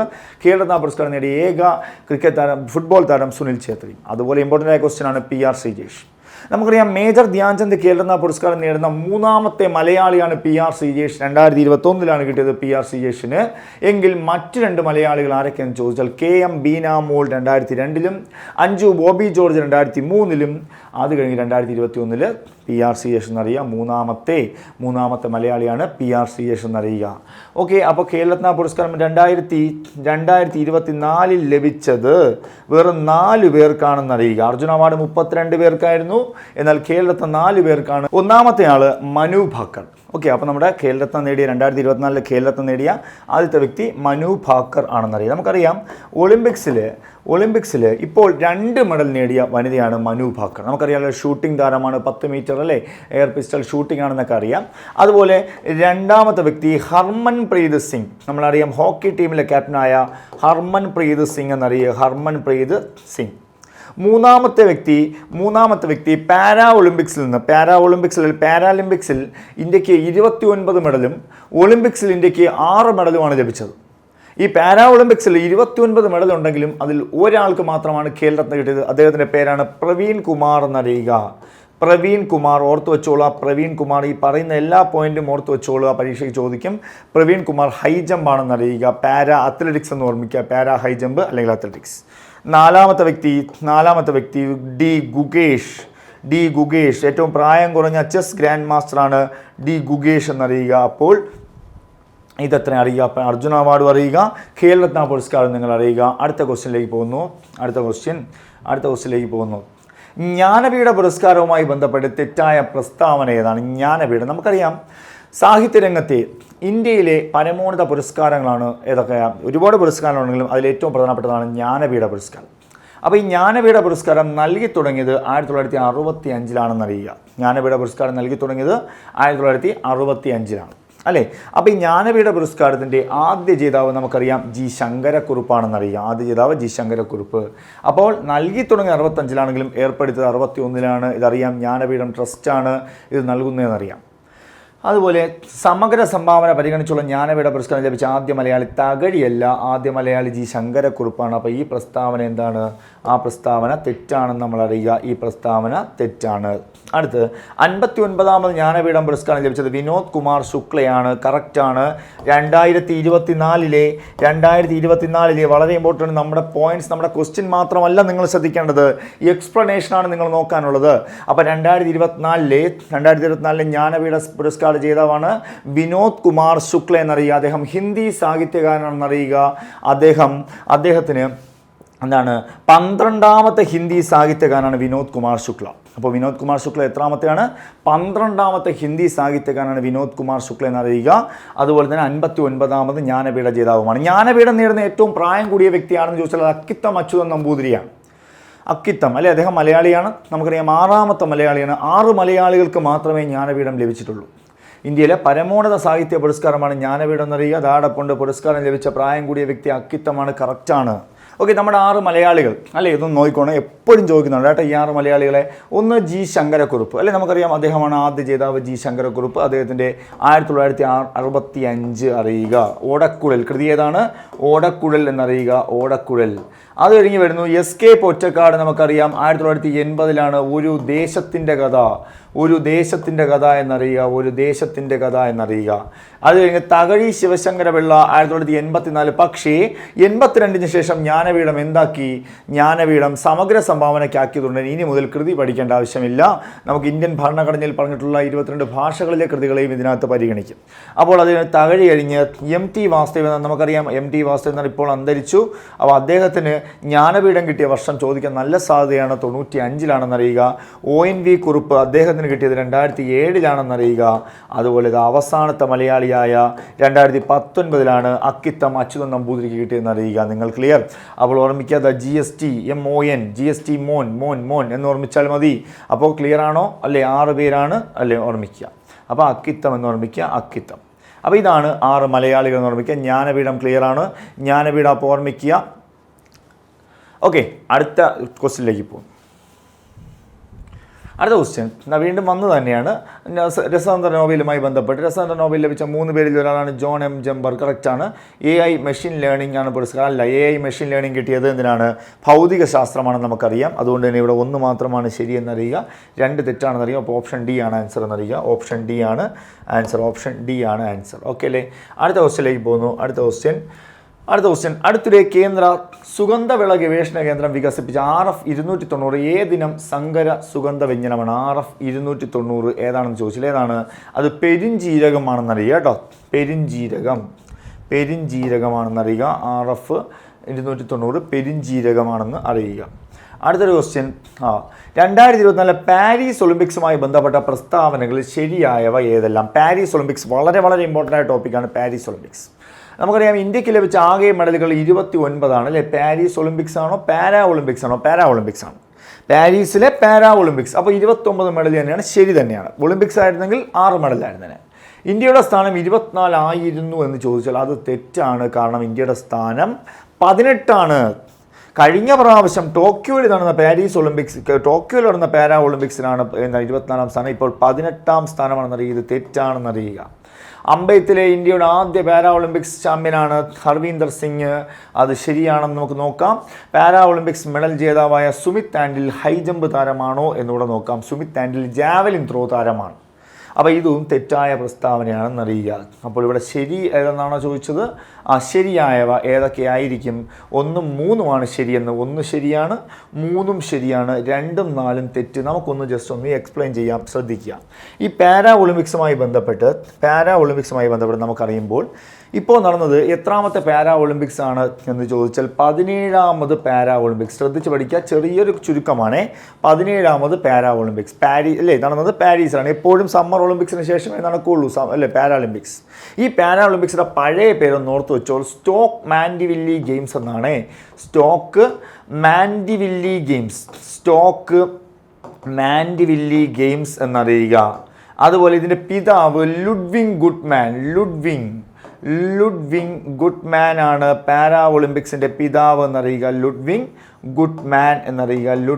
ഗുഡ്മാൻ മറക്കരുത്, ഇമ്പോർട്ടൻ്റ് ആണ്. പാരാ ഒളിമ്പിക്സിൻ്റെ പിതാവ് ലുഡ്വിങ് ഗുഡ്മാൻ. അതുപോലെ പാരാ ഒളിമ്പിക്സ് നമുക്കറിയാം 17ാമതാണല്ലോ ഇപ്പോൾ നടന്നത്. ഇതിൻ്റെ ആപ്തവാക്യം അല്ലെങ്കിൽ എന്താണ് തീം എന്താണെന്ന് ചോദിച്ചാൽ ഗെയിംസ് വൈഡ് ഓപ്പൺ എന്നാണ്. ഗെയിംസ് വൈഡ് ഓപ്പൺ ഇത് തന്നെയാണ് ഒളിമ്പിക്സിൻ്റെ. അതുപോലെ തന്നെ പാരാ ഒളിമ്പിക്സിൻ്റെ ഇപ്രാവശ്യത്തെ ഭാഗ്യചിഹ്നം ചോദിച്ചാൽ ഫ്രഞ്ച് വിപ്ലവത്തിൻ്റെ ഓർമ്മയ്ക്കായിട്ടുള്ള ഫ്രിജിയൻ ക്യാപ്സ് ആണ്. എന്താണ്? ഫ്രിജിയൻ തൊപ്പികൾ. അതുപോലെ ഈ പാരാ ഒളിമ്പിക്സിൽ ഇന്ത്യക്ക് ഇപ്പോൾ ലഭിച്ച മെഡലുകൾ 29 അതിനകത്ത് 7 സ്വർണ്ണമുണ്ട്, 9 വെള്ളിയുണ്ട്, 13 വെങ്കലമുണ്ടെന്ന് ഓർമ്മിക്കുക. ഇമ്പോർട്ടൻ്റ് ആണ്. ഈ 7 സ്വർണം കിട്ടിയതിൽ അവനി ലേഖാരയെ ഓർമ്മിക്കുക. അവനി ലേഖാര നമുക്കറിയാം അല്ലേ, ഷൂട്ടിംഗ് താരമാണ് അവനി ലേഖാര. കഴിഞ്ഞ ടോക്കിയോ പാരാ ഒളിമ്പിക്സിലും സ്വർണം കിട്ടിയിട്ടുണ്ട്. തുടർച്ചയായി 2 പാരാ ഒളിമ്പിക്സിലും സ്വർണം നേടുന്ന ആദ്യ ഇന്ത്യൻ വനിതയാണ് അവനി ലേഖാര. അതുപോലെ സുമിത് ആൻഡിലാണ് 2ാമത്തെ വ്യക്തി. അദ്ദേഹം ജാവലിൻ ത്രോയാണ്. പിന്നെ ഹർവീന്ദർ സിംഗ് ഉണ്ട്, അദ്ദേഹമാണ് ജാവലിൻ ത്രോയിൽ അമ്പെയ്ത്തിൽ ആദ്യം കിട്ടിയെന്ന് ഓർമ്മിക്കുക, ആർച്ചറി. അതുപോലെ പിന്നെ നമുക്ക് പ്രവീൺ കുമാർ ഉണ്ട്, അദ്ദേഹത്തെ നമ്മൾ പറഞ്ഞു, ഓർമ്മയുണ്ടോ? ഖേൽരത്ന പഠിച്ചപ്പോൾ പ്രവീൺ കുമാർ പറഞ്ഞു. ധരംബീർ നൈൻ ഉണ്ട്, ക്ലബ്ബ് ത്രോ ഉള്ളത്. അതുപോലെ തന്നെ ഒരുപാട് 7ഓളം പേർക്ക് കിട്ടിയിട്ടുണ്ട്. ഓക്കെ, അപ്പോൾ അടുത്തതിലേക്ക് നമുക്ക് പോകാം. അപ്പോൾ ഇതാണ് പാരാ ഒളിമ്പിക്സുമായി ബന്ധപ്പെട്ട്. അതുപോലെ തന്നെ ഒരാളെ കൂടെ അറിയുക, തുടർച്ചയായി 3 പാരാ ഒളിമ്പിക്സിൽ മെഡൽ നേടുന്ന ആദ്യ ഇന്ത്യക്കാരനാണ് മാരിയപ്പൻ തങ്കവേലു എന്ന് ഓർമ്മിക്കുക. അദ്ദേഹത്തിന് 16ലും കിട്ടി, 20ലും കിട്ടി, 24ലും കിട്ടിയെന്ന് ഓർമ്മിക്കുക. 2028 പാരാ ഒളിമ്പിക്സ് വേദി ലോസ് ഏഞ്ചൽസ് ആണെന്നറിയുക. 2032 ബ്രിസ്ബൺ ആണെന്ന് അറിയുക. ഓക്കെ, ലോസ് ഏഞ്ചൽസ് അമേരിക്കയാണ്, ബ്രിസ്ബൺ ഓസ്ട്രേലിയ ആണെന്ന് അറിയുക. 2032 ക്ലിയർ. അപ്പോൾ പാരാ ഒളിമ്പിക്സുമായി ബന്ധപ്പെട്ട് നമുക്ക് കുറച്ച് കാര്യങ്ങളൂടെ ഉണ്ട്, നമ്മൾ ജസ്റ്റ് ഒന്ന് പറഞ്ഞു പോകുന്നു. അടുത്ത ക്വസ്റ്റ്യനിലേക്ക് പോകാം. അടുത്ത ക്വസ്റ്റ്യൻ തന്നിരിക്കുന്നവയിൽ തെറ്റായ പ്രസ്താവന ഏതാണ്? 1991 ആരംഭിച്ച സരസ്വതി സമ്മാൻ ആദ്യ ജേതാവ് ഹരിവംശ് റായ് ബച്ചൻ ആയിരുന്നു. 2023 സരസ്വതി സമ്മാൻ ജേതാവ് പ്രഭാവർമ്മ. സരസ്വതി സമ്മാൻ 2022 ജേതാവ് ശിവശങ്കരിയുടെ തമിഴ് ഓർമ്മക്കുറിപ്പായ സൂര്യവംശത്തിന് ലഭിച്ചു. അടുത്തത് ഇവയൊന്നുമല്ല. അപ്പോൾ താഴെ തന്നെ തെറ്റായ പ്രസ്താവന ചോദിച്ചാൽ 91 സരസ്വതി സമ്മാൻ ജേതാവ്? ശരിയാണ്. ആദ്യ ജേതാവ് ഹരിവംശ് റായ് ബച്ചൻ തന്നെയാണ് ശരി. സരസ്വതി സമ്മാൻ ജേതാവ് 2023 പ്രഭാവർമ്മയാണ്. എന്നാൽ സരസ്വതി സമ്മാൻ 2022 ദേവശിവശങ്കരി തന്നെയാണ്, സൂര്യവംശവും തന്നെയാണ്. അപ്പോൾ തെറ്റില്ല, ഇതിൽ ഇവയൊന്നുമല്ല ആണ് ആൻസർ. നമുക്കൊന്ന് ഇതിനെക്കുറിച്ച് നോക്കാം, ഒന്ന് ശ്രദ്ധിക്കുക, ഇതിനെക്കുറിച്ച് ഒന്ന് ജസ്റ്റ് നോക്കാം. ഓക്കെ, അപ്പോൾ അടുത്ത ഈ ക്വസ്റ്റ്യൻ്റെ ഒരു ചെറിയൊരു എക്സ്പ്ലനേഷൻ ഞാൻ തരാം. ഓക്കെ, ശ്രദ്ധിച്ചോ. അപ്പോൾ ഈ സരസ്വതി സമ്മാൻ നമുക്കറിയാം 91 ആരംഭിച്ചു. ഇതിൻ്റെ സമ്മാന തുക എത്രയെന്ന് ചോദിച്ചാൽ സമ്മാന തുക 15 ലക്ഷം രൂപയാണ്. സരസ്വതി സമ്മാൻ തുക 15 ലക്ഷം ബിർള ഫൗണ്ടേഷനാണ് നൽകുന്നത്. ഇത് 91 ആരംഭിച്ചു. ആദ്യ ജേതാവ് പറഞ്ഞു. മലയാളികൾ എത്ര പേരെന്ന് ചോദിച്ചാൽ 4 മലയാളികളാണ്. സരസ്വതി സമ്മാൻ ജേതാവ് ആരൊക്കെയാണ്? 4 മലയാളികളാണ്. 1995 കിട്ടിയത് ബാലാമണിയമ്മയാണ്. ബാലാമണിയമ്മയാണ്. കൃതി ഏതാണ് ചോദിച്ചാൽ നിവേദ്യം എന്നറിയുക, നിവേദ്യം. ഓക്കെ, അത് കഴിഞ്ഞ് 2005 അയ്യപ്പ പണിക്കറാണ്. 2005 അയ്യപ്പ പണിക്കർ എന്നറിയുക, അയ്യപ്പ പണിക്കരുടെ കൃതി എന്ന് ചോദിച്ചാൽ അയ്യപ്പ പണിക്കരുടെ കൃതികളെന്ന് തന്നെയാണ്. അപ്പോൾ 2005 അയ്യപ്പ പണിക്കറാണ്, അയ്യപ്പ പണിക്കരുടെ കൃതികൾ. അടുത്ത് 2012 സുഗതകുമാരി എന്നറിയുക. കൃതിയുടെ പേര് മണലെഴുത്ത് എന്നറിയുക. 2023 ആരാണ്? പ്രഭാവർമ്മയാണ്. അദ്ദേഹത്തിൻ്റെ കൃതി എന്നുവെങ്കിൽ രൗദ്രസാത്വികം എന്നറിയുക, രൗദ്രസാത്വികം. അപ്പോൾ നമ്മൾ നേരത്തെ പഠിച്ചു, ജ്ഞാനപീഠം നേടിയ 6 മലയാളികളെ പഠിച്ചു, സരസ്വതി നേടിയ 4 മലയാളികളെയും പഠിച്ചു. എഴുതി വെച്ച് പഠിച്ചുകൊള്ളുക വർഷങ്ങൾ. തീർച്ചയായിട്ടും ഇത് നിങ്ങൾക്ക് യൂസ് ആകും. ഇപ്പോഴത്തെ കറണ്ട് അഫയേഴ്സ് എന്ന് പറയുന്നത് കറണ്ട് അഫയേഴ്സ് പ്ലസ് GK ആയിട്ടാണ് ചോദിക്കുന്നത്. അതുകൊണ്ട് പഴയ കാര്യങ്ങൾ കൂടെ അറിയണം. അപ്പോൾ 2024 സരസ്വതി സമ്മാൻ ഇനി ആര് നേടി എന്ന് ചോദിച്ചാൽ അത് മഹംഹോപാധ്യായ്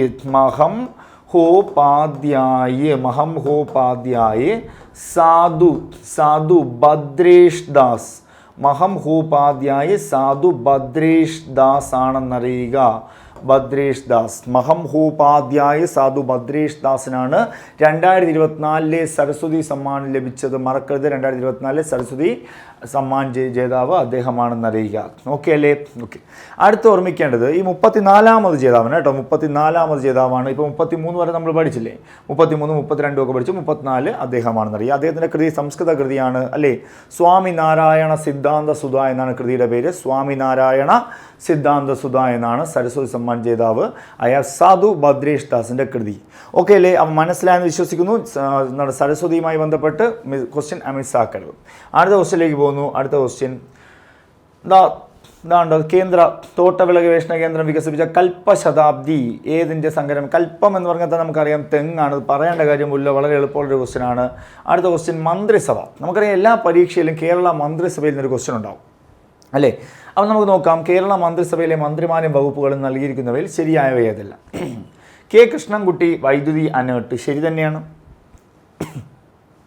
MP രാജേഷ് ഗ്രാമവികസനം പാർലമെൻ്ററി കാര്യം നോക്കാം അല്ലേ? ശരിയാണ്. P രാജീവ് നിയമം വാണിജ്യം വ്യവസായം. ഓക്കെ. P പ്രസാദ് അദ്ദേഹം കൃഷിയാണ് വേണ്ടത് അല്ലേ? അദ്ദേഹം കൃഷി. പക്ഷേ ഇവിടെ ന്യൂനപക്ഷവും ക്ഷീരവികസനവും ഒക്കെ വന്നു. ന്യൂനപക്ഷവും ക്ഷീരവികസനവും വരുമ്പോൾ ന്യൂനപക്ഷം അബ്ദുറഹ്മാനാണ് അല്ലെ? ക്ഷീരമൃഗമൊക്കെ വരുമ്പോൾ അതാരാണ്? ചിഞ്ചുറാണിയായിട്ടാണ് വരുന്നത്. അപ്പോൾ ഇവിടെ നമ്മൾ നോക്കുമ്പോൾ തെറ്റുത്തരമാണ് P പ്രസാദ് വരുന്നത്. അപ്പോൾ 1, 2, 3 ശരി വരുന്നത്. അപ്പോൾ ഓപ്ഷൻ B ആണ് ശരി ഉത്തരം. ഓർക്കുക, 1, 2 B ആണ് അല്ലെ? 1, 2, 3 അപ്പോൾ ഓപ്ഷൻ B ആണ് ശരി ഉത്തരം. കേരള മന്ത്രിസഭ മറക്കരുത്. അതുപോലെ തന്നെ സജി ചെറിയാനാണ് സാംസ്കാരിക മന്ത്രി, അതൊക്കെ ഓർമ്മിക്കുക. അതുപോലെ തന്നെ അദ്ദേഹമാണ് എന്താണ് വേറെ എന്താ പറയുക ഫിഷറീസൊക്കെ സജി ചെറിയാനാണ്. പിന്നെ വിദ്യാഭ്യാസ മന്ത്രി വി ശിവൻകുട്ടിയാണ് അല്ലേ? ചിഞ്ചുറാണി നമുക്കറിയാം മൃഗസംരക്ഷണം ക്ഷീരോത്പാദനമൊക്കെ അറിയാം. ആരോഗ്യമന്ത്രി വീണ ജോർജ് അറിയാം. അപ്പോൾ മന്ത്രിസഭ നമുക്ക് തീർച്ചയായും പഠിച്ചിട്ട് പോവുക. വളരെ എളുപ്പമുള്ള ടോപ്പിക്കാണ് മന്ത്രി. അതുപോലെ തന്നെ ഇവരുടെ മണ്ഡലങ്ങൾ കൂടെ പഠിക്കണം കേട്ടോ. അടുത്ത ക്വസ്റ്റ്യനിലേക്ക് പോകാം. അടുത്ത ക്വസ്റ്റ്യൻ നല്ലൊരു ക്വസ്റ്റ്യനാണ്. ഇലക്ട്രൽ ബോണ്ടുമായി ബന്ധപ്പെട്ട ശരിയായ പ്രസ്താവനകൾ എഴുതുക. Electoral bond. അപ്പോൾ ഇലക്ട്രൽ ബോണ്ട് ഭരണഘടനാ വിരുദ്ധമാണെന്ന് സുപ്രീം കോടതി വിധി പ്രഖ്യാപിച്ചത് 2024 ഫെബ്രുവരി 15 എന്നാണ് പറയുന്നത്. ഇലക്ട്രൽ ബോണ്ട് നടപ്പിലാക്കിയതോടെ 1951 കമ്പനീസ് ആക്ടിന് ഭേദഗതി വരികയും ഇത് ഭരണഘടനാ വിരുദ്ധമാണെന്ന് പ്രഖ്യാപിച്ചതോടെ കമ്പനീസ് ആക്ടിലെ പഴയ വ്യവസ്ഥകൾ പുനഃസ്ഥാപിക്കപ്പെടുകയും ചെയ്തു. അപ്പോൾ ഇലക്ട്രൽ ബോണ്ട് നടപ്പിലാക്കിയതോടെ 1951 കമ്പനീസ് ആക്ടിനും ഭേദഗതി വരുത്തു എന്നാണ് പറയുന്നത്. നോക്കാം. ഇനി ഇലക്ട്രൽ ബോണ്ട് ആർട്ടിക്കിൾ 19(1)(b) ലംഘനമാണെന്ന് ചൂണ്ടിക്കാട്ടിയാണ് ഈ വിധി പ്രഖ്യാപിച്ചത്. നമുക്ക് ഈ ജസ്റ്റ് ഒരു എക്സ്പ്ലനേഷൻ നോക്കിയിട്ട് നമുക്ക് തിരിച്ചു വരാം. ഓക്കെ, നമുക്കൊരു എക്സ്പ്ലനേഷൻ നോക്കിയിട്ട് തിരിച്ചു വരാം കേട്ടോ. ഇവിടെ ഒരു ചെറിയൊരു എക്സ്പ്ലനേഷൻ തരാം. അപ്പോൾ ഇലക്ട്രൽ ബോണ്ട് പദ്ധതി എന്ന് പറഞ്ഞാൽ ഇതിന് തുടക്കം കുറിക്കുന്നത്, ഇലക്ട്രൽ ബോണ്ട് പദ്ധതിക്ക് തുടക്കം കുറിക്കുന്നത് 2016 നരേന്ദ്രമോദി സർക്കാരാണ്. ഇത് ഈ രാഷ്ട്രീയ പാർട്ടികൾക്ക് സംഭാവന നൽകാവുന്ന രീതിയിൽ SBI ബാങ്ക് മുഖാന്തരം, ഏത് ബാങ്കാണ്? SBI ബാങ്ക് മുഖാന്തരമാണ് ഇലക്ട്രൽ ബോണ്ടുകളായിട്ട് വാങ്ങുകയും ചെയ്യുന്നു. വാങ്ങി ഇഷ്ടമുള്ള രാഷ്ട്രീയ പാർട്ടികൾക്ക് സംഭാവന നൽകാം. ഇവിടെ ഒരു പ്രത്യേകത എന്ന് വെച്ചാൽ കൊടുക്കുന്ന ആളുടെയും വാങ്ങുന്ന ആളുടെയും പേര് വിവരങ്ങൾ പുറത്തു പറയില്ല, SBI വഴി പുറത്തു പറയില്ല. അതൊരു വിവരാവകാശ ലംഘനമാണെന്നുകൂടെ ഇവിടെ സുപ്രീം കോടതി കണക്കാക്കി. ഓക്കെ, മാത്രമല്ല ഇലക്ട്രൽ ബോണ്ട് പദ്ധതി ഒരു മണി ബില്ലിൻ്റെ രൂപത്തിലാണ് അവതരിപ്പിച്ചത്. Money bill. കാരണം എന്താ? ഇത് ഇരുസഭകളുടെയും സൂക്ഷ്മ പരിശോധന ആവശ്യമില്ല, അവിടെ മണി ബില്ലിൻ്റെ രൂപത്തിൽ അവതരിപ്പിച്ചു. അതുകൂടെ അറിയുക. അപ്പോൾ പാർലമെൻറ്റിൻ്റെ സൂക്ഷ്മ പരിശോധനയ്ക്ക് വിധേയമാകാത്തത് കൊണ്ട് തന്നെ ഇതിനെ സുപ്രീം കോടതി ഈ ബില്ലിനെ ചോദ്യം ചെയ്തു. ഓക്കെ, അപ്പോൾ അങ്ങനെയാണ് ഇലക്ട്രൽ ബോണ്ട് വരുന്നത്. എത്ര രൂപ വേണോ ആർക്കും സംഭാവന കൊടുക്കാം. 1000 രൂപ മുതൽ, മിനിമം 1000 മുതൽ എത്ര വേണമോ കൊടുക്കാം. ഈ ഇലക്ട്രൽ ബോണ്ട് കൊണ്ടുവരുന്നതോടൊപ്പം 1951 കമ്പനീസ് ആക്ട് കൂടെ ഭേദഗതി കൊണ്ടുവന്നു. കാരണം കമ്പനീസ് ആക്ടിൽ ഒരു ലിമിറ്റേഷൻ ഉണ്ടായിരുന്നു, ഇത്ര തുക വരെ സംഭാവന കൊടുക്കാവുന്നു.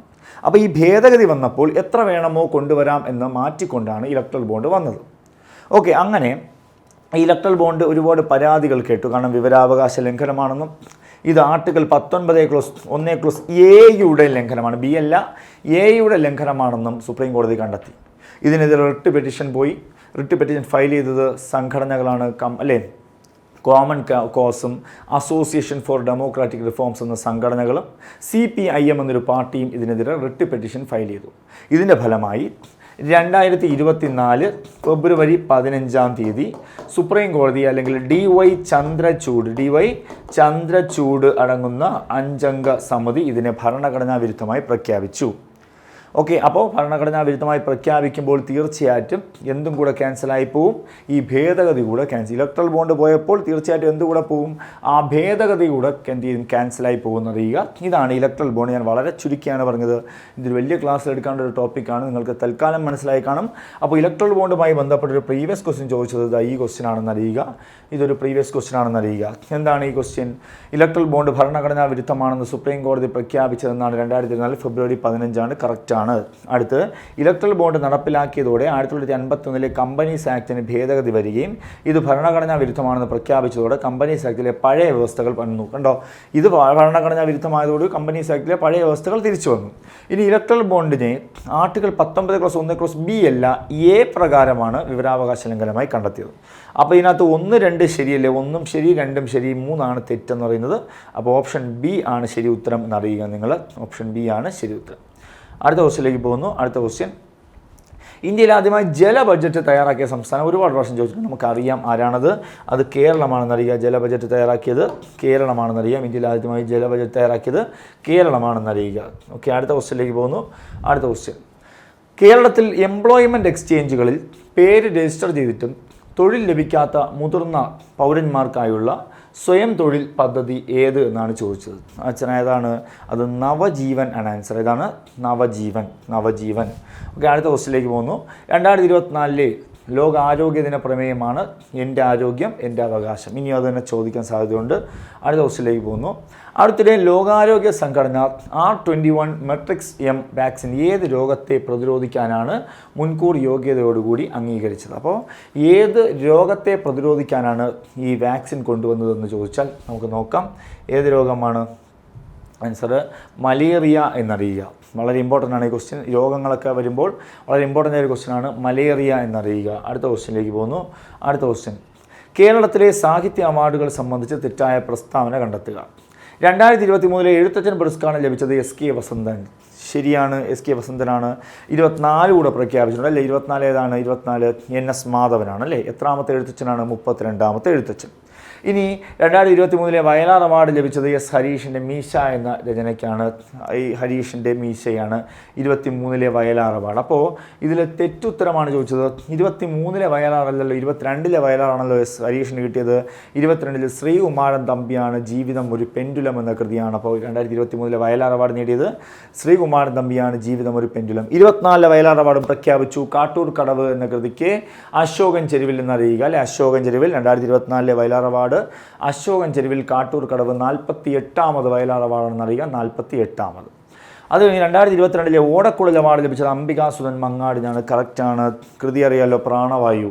എങ്കിൽ 23 ഓടക്കുഴൽ ലഭിച്ചത് ആർക്കാണ്? അത് PN ഗോപികൃഷ്ണനാണ്. കവിത മാംസഭോജിയാണ്. 2024 കിട്ടിയത് ആർക്കെന്ന് നമുക്കറിയാം. 2024 ഗോപ എന്ന കൃതിക്ക് അല്ലേ, കെ അരവിന്ദാക്ഷൻ.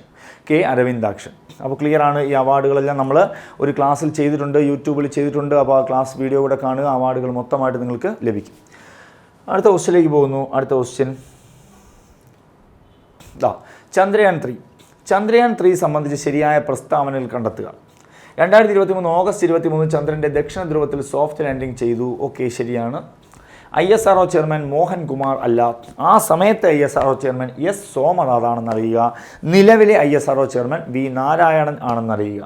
ചന്ദ്രയാൻ 3യുടെ ലാൻഡറിൻ്റെ പേര് വിക്രം. ശരി തന്നെയാണ്, ലാൻഡറിൻ്റെ പേര് വിക്രം. റോവറിൻ്റെ പേര് പ്രഗ്യാൻ എന്നും അറിയുക. ചന്ദ്രയാൻ 3ൻ്റെ മൊത്തം ചിലവ് 615 കോടി രൂപയാണ്. ചിലവൊക്കെ ജസ്റ്റ് കണന്നുള്ളൂ. അപ്പോൾ ഈ ഒരു ക്വസ്റ്റ്യനാണ് പരീക്ഷയ്ക്ക് ചോദിച്ചിട്ടുള്ളൊരു ക്വസ്റ്റ്യനാണ്. നമുക്ക് നോക്കാം. ഇതിലെ ശരി ഉത്തരം എന്ന് പറഞ്ഞാൽ ഓപ്ഷൻ A ആണ് ശരി ഉത്തരം. അതായത് ഈ രണ്ടാമത്തെ മാത്രമാണ് തെറ്റ്, ബാക്കിയൊക്കെ ശരി. അപ്പോൾ ഇന്ത്യയുടെ ചാന്ദ്ര ദൗത്യമായിരുന്നു ചന്ദ്രയാൻ 3 എന്നറിയാം. വിജയകരമായി 2023 ജൂലൈ 14 വിക്ഷേപിച്ചു. ഓഗസ്റ്റ് 23 ചന്ദ്രൻ്റെ ദക്ഷിണ ധ്രുവത്തിൽ സോഫ്റ്റ് ലാൻഡ് ചെയ്യുന്ന ആദ്യ രാജ്യമായി ഇന്ത്യ എന്നറിയുക. ഓക്കെ, അപ്പം മറക്കരുത്. ഓക്കെ, വാഹനം, വിക്ഷേപണ വാഹനം നമുക്കറിയാം LVM3 M4 അല്ലെ, ലോഞ്ച് വെഹിക്കിൾ മാർക്ക് 3 മിഷൻ 4 എന്നറിയുക. Launch vehicle mark 3 mission 4. അതുപോലെ ISROയുടെ ചന്ദ്രയാൻ 3 ദൗത്യവുമായി ബന്ധപ്പെട്ട് ശരിയായ പ്രസ്താവന എഴുതുക. അത് തന്നെ വീണ്ടും വന്നു. ജൂലൈ 14 വിക്ഷേപിച്ചു. ശരിയാണ്. ഓഗസ്റ്റ് 5 ചന്ദ്രൻ്റെ ഭ്രമണപഥത്തിൽ പ്രവേശിച്ചു. 2023 ഓഗസ്റ്റ് 23 ചന്ദ്രൻ്റെ ദക്ഷിണ ധ്രുവത്തിൽ സമീപം ലാൻഡ് ചെയ്തു. എല്ലാം ശരിയാണ്, എല്ലാ ഓപ്ഷനും ശരിയാണ്. അപ്പോൾ കറക്റ്റ് ആണെന്നറിയാം. അടുത്ത ക്വസ്റ്റ്യനിലേക്ക് പോകുന്നു. അടുത്ത ക്വസ്റ്റ്യൻ 2023 വയലാർ അവാർഡ് നേടിയ വ്യക്തി പറഞ്ഞു. ശ്രീകുമാരൻ തമ്പി. ശരിയാണ്. ജീവിതം ഒരു പെൻഡുലം.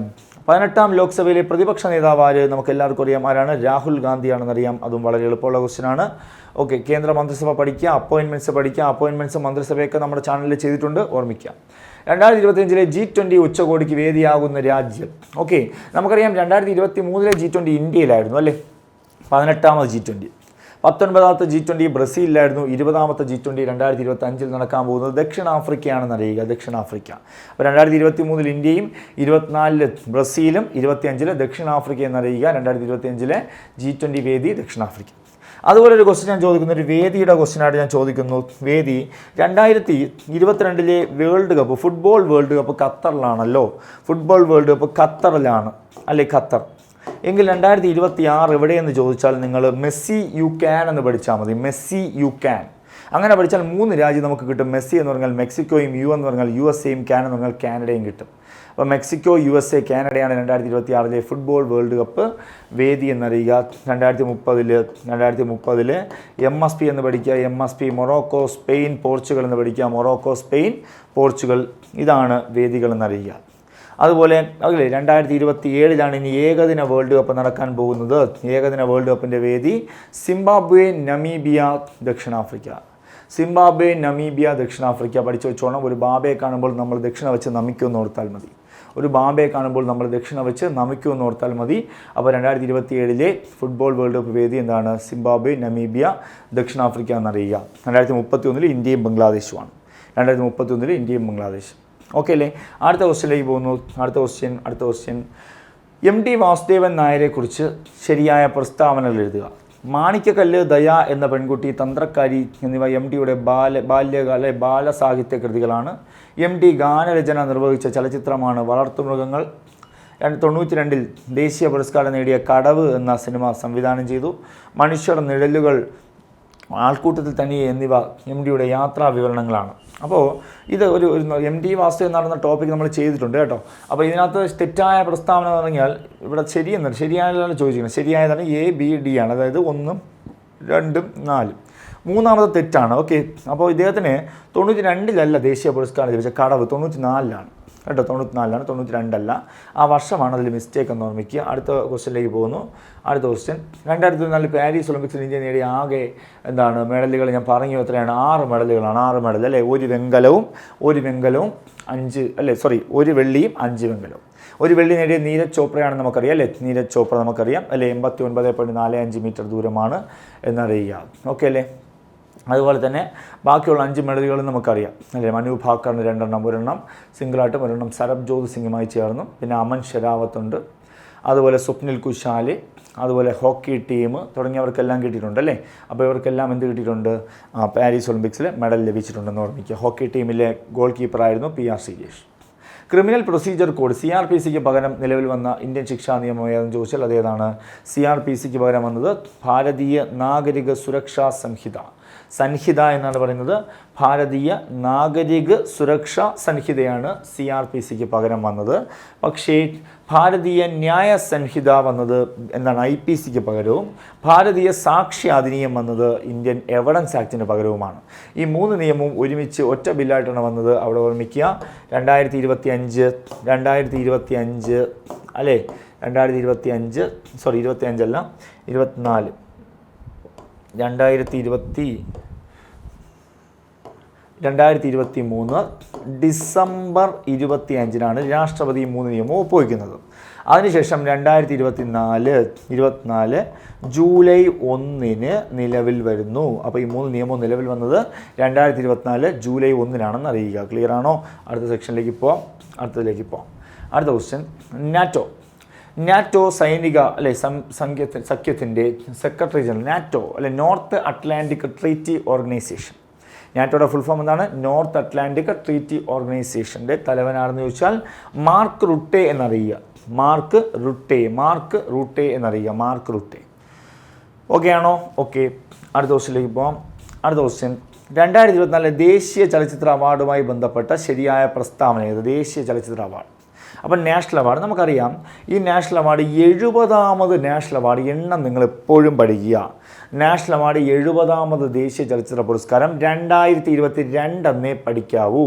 കാരണം 2022 പുരസ്കാരമാണ് 24 പ്രഖ്യാപിക്കുന്നത്.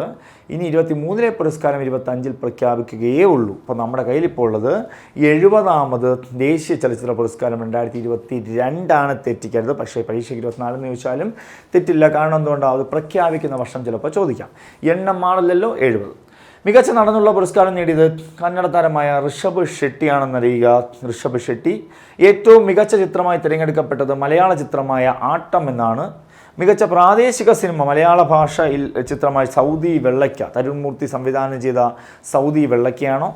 മികച്ച പിന്നണി ഗായികയായി തിരഞ്ഞെടുക്കപ്പെട്ടത് ബോംബെ ജയശ്രീ ആണെന്നറിയാം. അപ്പോൾ ഇതിൽ ഏതാണ് ശരി അല്ലെങ്കിൽ ഏതാണ് തെറ്റെന്ന് വെച്ചാൽ മുഴുവനും ശരിയാണെന്നറിയുക. മികച്ച നടൻ ഋഷഭ് ഷെട്ടി തന്നെയാണ് കാന്താരയും. നടി നമുക്കറിയാം അല്ലേ, നിത്യ മേനോനും മാനസി പരേഖുമാണെന്നറിയുക. മികച്ച സിനിമ ആട്ടം തന്നെയാണ്. ആനന്ദ് ഏകർഷി സംവിധാനം ചെയ്ത മലയാള സിനിമ ആട്ടമാണ് ബെസ്റ്റ് മൂവിയായിട്ട് സെലക്ട് ചെയ്തതും ബെസ്റ്റ് മലയാളം മൂവിയായിട്ട് സെലക്ട് ചെയ്തത് അത് സൗദി വെള്ളയ്ക്ക, തരുൺ മൂർത്തി സംവിധാനം ചെയ്തതെന്നറിയുക. അപ്പം പഠിച്ചോളുക. ഇതിൻ്റെ ശരി ഉത്തരം എല്ലാം ശരിയാണ് എന്നാണ് ഇതിൻ്റെ ശരി ഉത്തരം. അടുത്തത്, ആനന്ദ് ഏകർഷി ഈ സമീപകാലത്ത് വാർത്തകളിൽ ഇടം നേടിയ വ്യക്തിയാണ്. എന്തുമായി ബന്ധപ്പെട്ടാണ് അദ്ദേഹം ശ്രദ്ധേയമായത്? ആനന്ദ് ഏകർഷി എന്താണ്? മികച്ച നോവലിസ്റ്റിനുള്ള സാഹിത്യ അക്കാദമിയാണോ? മികച്ച സംവിധാനമുള്ള സംസ്ഥാന പുരസ്കാരമാണോ?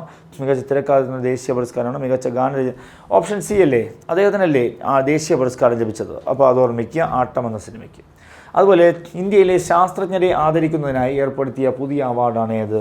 അത് വളരെ എളുപ്പമാണ്, രാഷ്ട്രീയ വിജ്ഞാൻ പുരസ്കാർ. രാഷ്ട്രീയ വിജ്ഞാൻ പുരസ്കാർ നമുക്കറിയാം, അത് കുഴപ്പമില്ല ക്വസ്റ്റ്യൻ. അതുപോലെ അടുത്ത ക്വസ്റ്റ്യൻ, ഇന്ത്യയിലെ ആദ്യത്തെ സാഹിത്യ നഗരം നമ്മൾ പഠിച്ചു, ഏതാണ്? കോഴിക്കോട് തന്നെയാണ്. നമ്മൾ ഒരുപാട് പ്രാവശ്യം വന്നിട്ടുള്ള ക്വസ്റ്റ്യനാണ്. അടുത്തൊരു ക്വസ്റ്റ്യനാണ്, ഫെയ്ത്ത് ബിഹൈൻഡ് ഗ്രിൽ എന്ന ആത്മകഥ ഏത് ഇന്ത്യൻ കായിക താരത്തിൻ്റെ എന്ന് ചോദിച്ചാൽ അത് PR ശ്രീജേഷിനാണെന്ന് ഓർമ്മിക്കാം. ഫെയ്ത്ത് ബിഹൈൻഡ് ഗ്രിൽ എന്നുള്ളത്. അടുത്ത ക്വസ്റ്റ്യൻ നോക്കാം. ഇന്ത്യൻ ഒളിമ്പിക് അസോസിയേഷൻ പ്രസിഡന്റായി ചുമതലയേറ്റ മലയാളി കായികതാരം വളരെ എളുപ്പമാണ്. ആരാണ്? PT ഉഷയാണ്. ഇന്ത്യൻ ഒളിമ്പിക് അസോസിയേഷൻ PT ഉഷയാണെങ്കിൽ ആരാണ് ഇപ്പോൾ സ്പോർട്സ് കൗൺസിൽ പ്രസിഡന്റ്? സ്പോർട്സ് കൗൺസിലിൻ്റെ പ്രസിഡന്റ് ചോദിച്ചാൽ PT ഉഷ എന്ന് എഴുതി വെക്കരുത്, അത് സുജാത ചതുർവേദിയാണെന്നറിയുക. കേന്ദ്രത്തിൽ സുജാത ചതുർവേദി. ഓക്കെ. കേരളത്തിൽ സ്പോർട്സ് കൗൺസിൽ ചോദിച്ചാൽ അത് U ഷറഫ് അലി ആണെന്നറിയുക. അതുപോലെ BCCI സെക്രട്ടറി ചോദിച്ചാൽ അത് ദേവജിത്ത് സൈക്കിയാണെന്നറിയുക. BCCI പ്രസിഡന്റ് റോജർ ബിന്നിയാണെന്നറിയുക. ICC ചെയർമാൻ ജയ് ഷാ ആണെന്നറിയുക. അതുപോലെ തന്നെ Ajit Agarkar selection committee chairman ആണെന്നറിയുക. ഇതൊക്കെ ക്രിക്കറ്റുമായി ബന്ധപ്പെട്ടാണെന്നറിയുക. ഓക്കെ. അടുത്ത ക്വസ്റ്റ്യൻ നമ്മൾ IFFK യുമായി ബന്ധപ്പെട്ടൊരു ക്വസ്റ്റ്യനാണ്. 29ാമത് IFFK 2024 ബന്ധപ്പെട്ട പ്രസ്താവനകൾ പരിശോധിക്കുക. 29ാമത് IFFK നമ്മൾ സിനിമാ പുരസ്കാരങ്ങൾ പഠിച്ചു അല്ലേ? ദേശീയ പുരസ്കാരവും സംസ്ഥാന പുരസ്കാരവും ഒക്കെ അറിയാം. എങ്കിൽ നമുക്കറിയാം IFFK international film festival of Kerala നമുക്കൊന്ന് നോക്കാം. അവിടെ മികച്ച ചിത്രത്തിനുള്ള രജത ചകോരം നേടിയത് മലു എന്ന ചിത്രമാണ്. മലു ബ്രസീലിയൻ ചിത്രമാണ്. പക്ഷേ അവിടെ രജത ചകോരമാണോ എന്ന് നമ്മൾ നോക്കണം മികച്ച ചിത്രത്തിന്. അടുത്തത് മികച്ച സംവിധായകനുള്ള സുവർണ ചകോരം ലഭിച്ചത് ഫർഷാദ് ഹാഷ്മിക്കാണ്. മികച്ച ജനപ്രിയ ചിത്രത്തിന് അർഹമായ ഫാസിൽ മുഹമ്മദ് സംവിധാന ചിത്രമാണ് ഫെമിനിറ്റി ഫാത്തിമ. അതുപോലെ പായൽ കബാഡിയക്കാണ് സ്പിരിറ്റ് ഓഫ് സിനിമ പുരസ്കാരത്തിന് അർഹനായത്. നോക്കാം. അപ്പോൾ ഈ ഏതൊക്കെയാണ് നമുക്ക് നോക്കാം. അപ്പോൾ ഇതിൻ്റെ ഓപ്ഷൻസ് ഏതൊക്കെയാണ്? 1, 2, 3, 4. ഇതല്ല ശരിയായ ഉത്തരമാണോ ചോദിച്ചത്? ശരിയായ ഉത്തരമാണ്. ഓപ്ഷൻ ഡി 3ഉം 4ഉമാണ് ശരി. 3ഉം 4ഉമാണ്. അവിടെ മികച്ച ജനപ്രിയ ചിത്രത്തിനുള്ള അർഹമായത് ഫാസിൽ മുഹമ്മദാണ്. ശരി ഉത്തരമാണ്. പായൽ കബാഡിയയ്ക്ക് സ്പിരിറ്റ് ഓഫ് സിനിമ പുരസ്കാരം ലഭിച്ചു. അല്ലേ? Spirit of all we ഇമാജിനസ് light എന്ന സിനിമയാണ് അല്ലേ? ഓൾ വി ഇമാജിനസ് ലൈറ്റ് എന്ന സിനിമയ്ക്ക് കിട്ടി. അപ്പോൾ ഇതാണ് ഏറ്റവും ഇമ്പോർട്ടൻ്റ് കേട്ടോ, നമ്മുടെ ഫെമിനിറ്റി ഫാത്തിമ. ഈ ഫെമിനിറ്റി ഫാത്തിമ എന്ന ചിത്രം ഒന്ന് ഓർമ്മിക്കുക. കാരണം ഇതിൻ്റെ സംവിധാനമാണ് ഫാസിൽ മുഹമ്മദ് എന്നറിയുക. ഈ ചിത്രമാണ് ഇപ്പോൾ 48ാമത് ഫിലിം ക്രിട്ടിക്സ് അവാർഡ് 2024 മികച്ച ചിത്രമായി തിരഞ്ഞെടുത്തത് ഫെമിനിറ്റി ഫാത്തിമയാണ്. അവിടുത്തെ ജനപ്രിയ ചിത്രമായിരുന്നു അല്ലേ ARM എന്ന് ഓർമ്മിക്കുക അതിൽ ഫിലിം ക്രിട്ടിക്സ് അവാർഡ്. അതുപോലെ ഈ രജത ചകോരമല്ല സുവർണ ചകോരം നേടിയ ചിത്രമാണ് ബ്രസീലിയൻ ചിത്രമായ മലു എന്ന് ഓർമ്മിക്കുക. മലു. ക്ലിയർ ആണോ? അപ്പോൾ ഇതാണ് IFFKയുമായി ബന്ധപ്പെട്ട് ശരിയാണ്.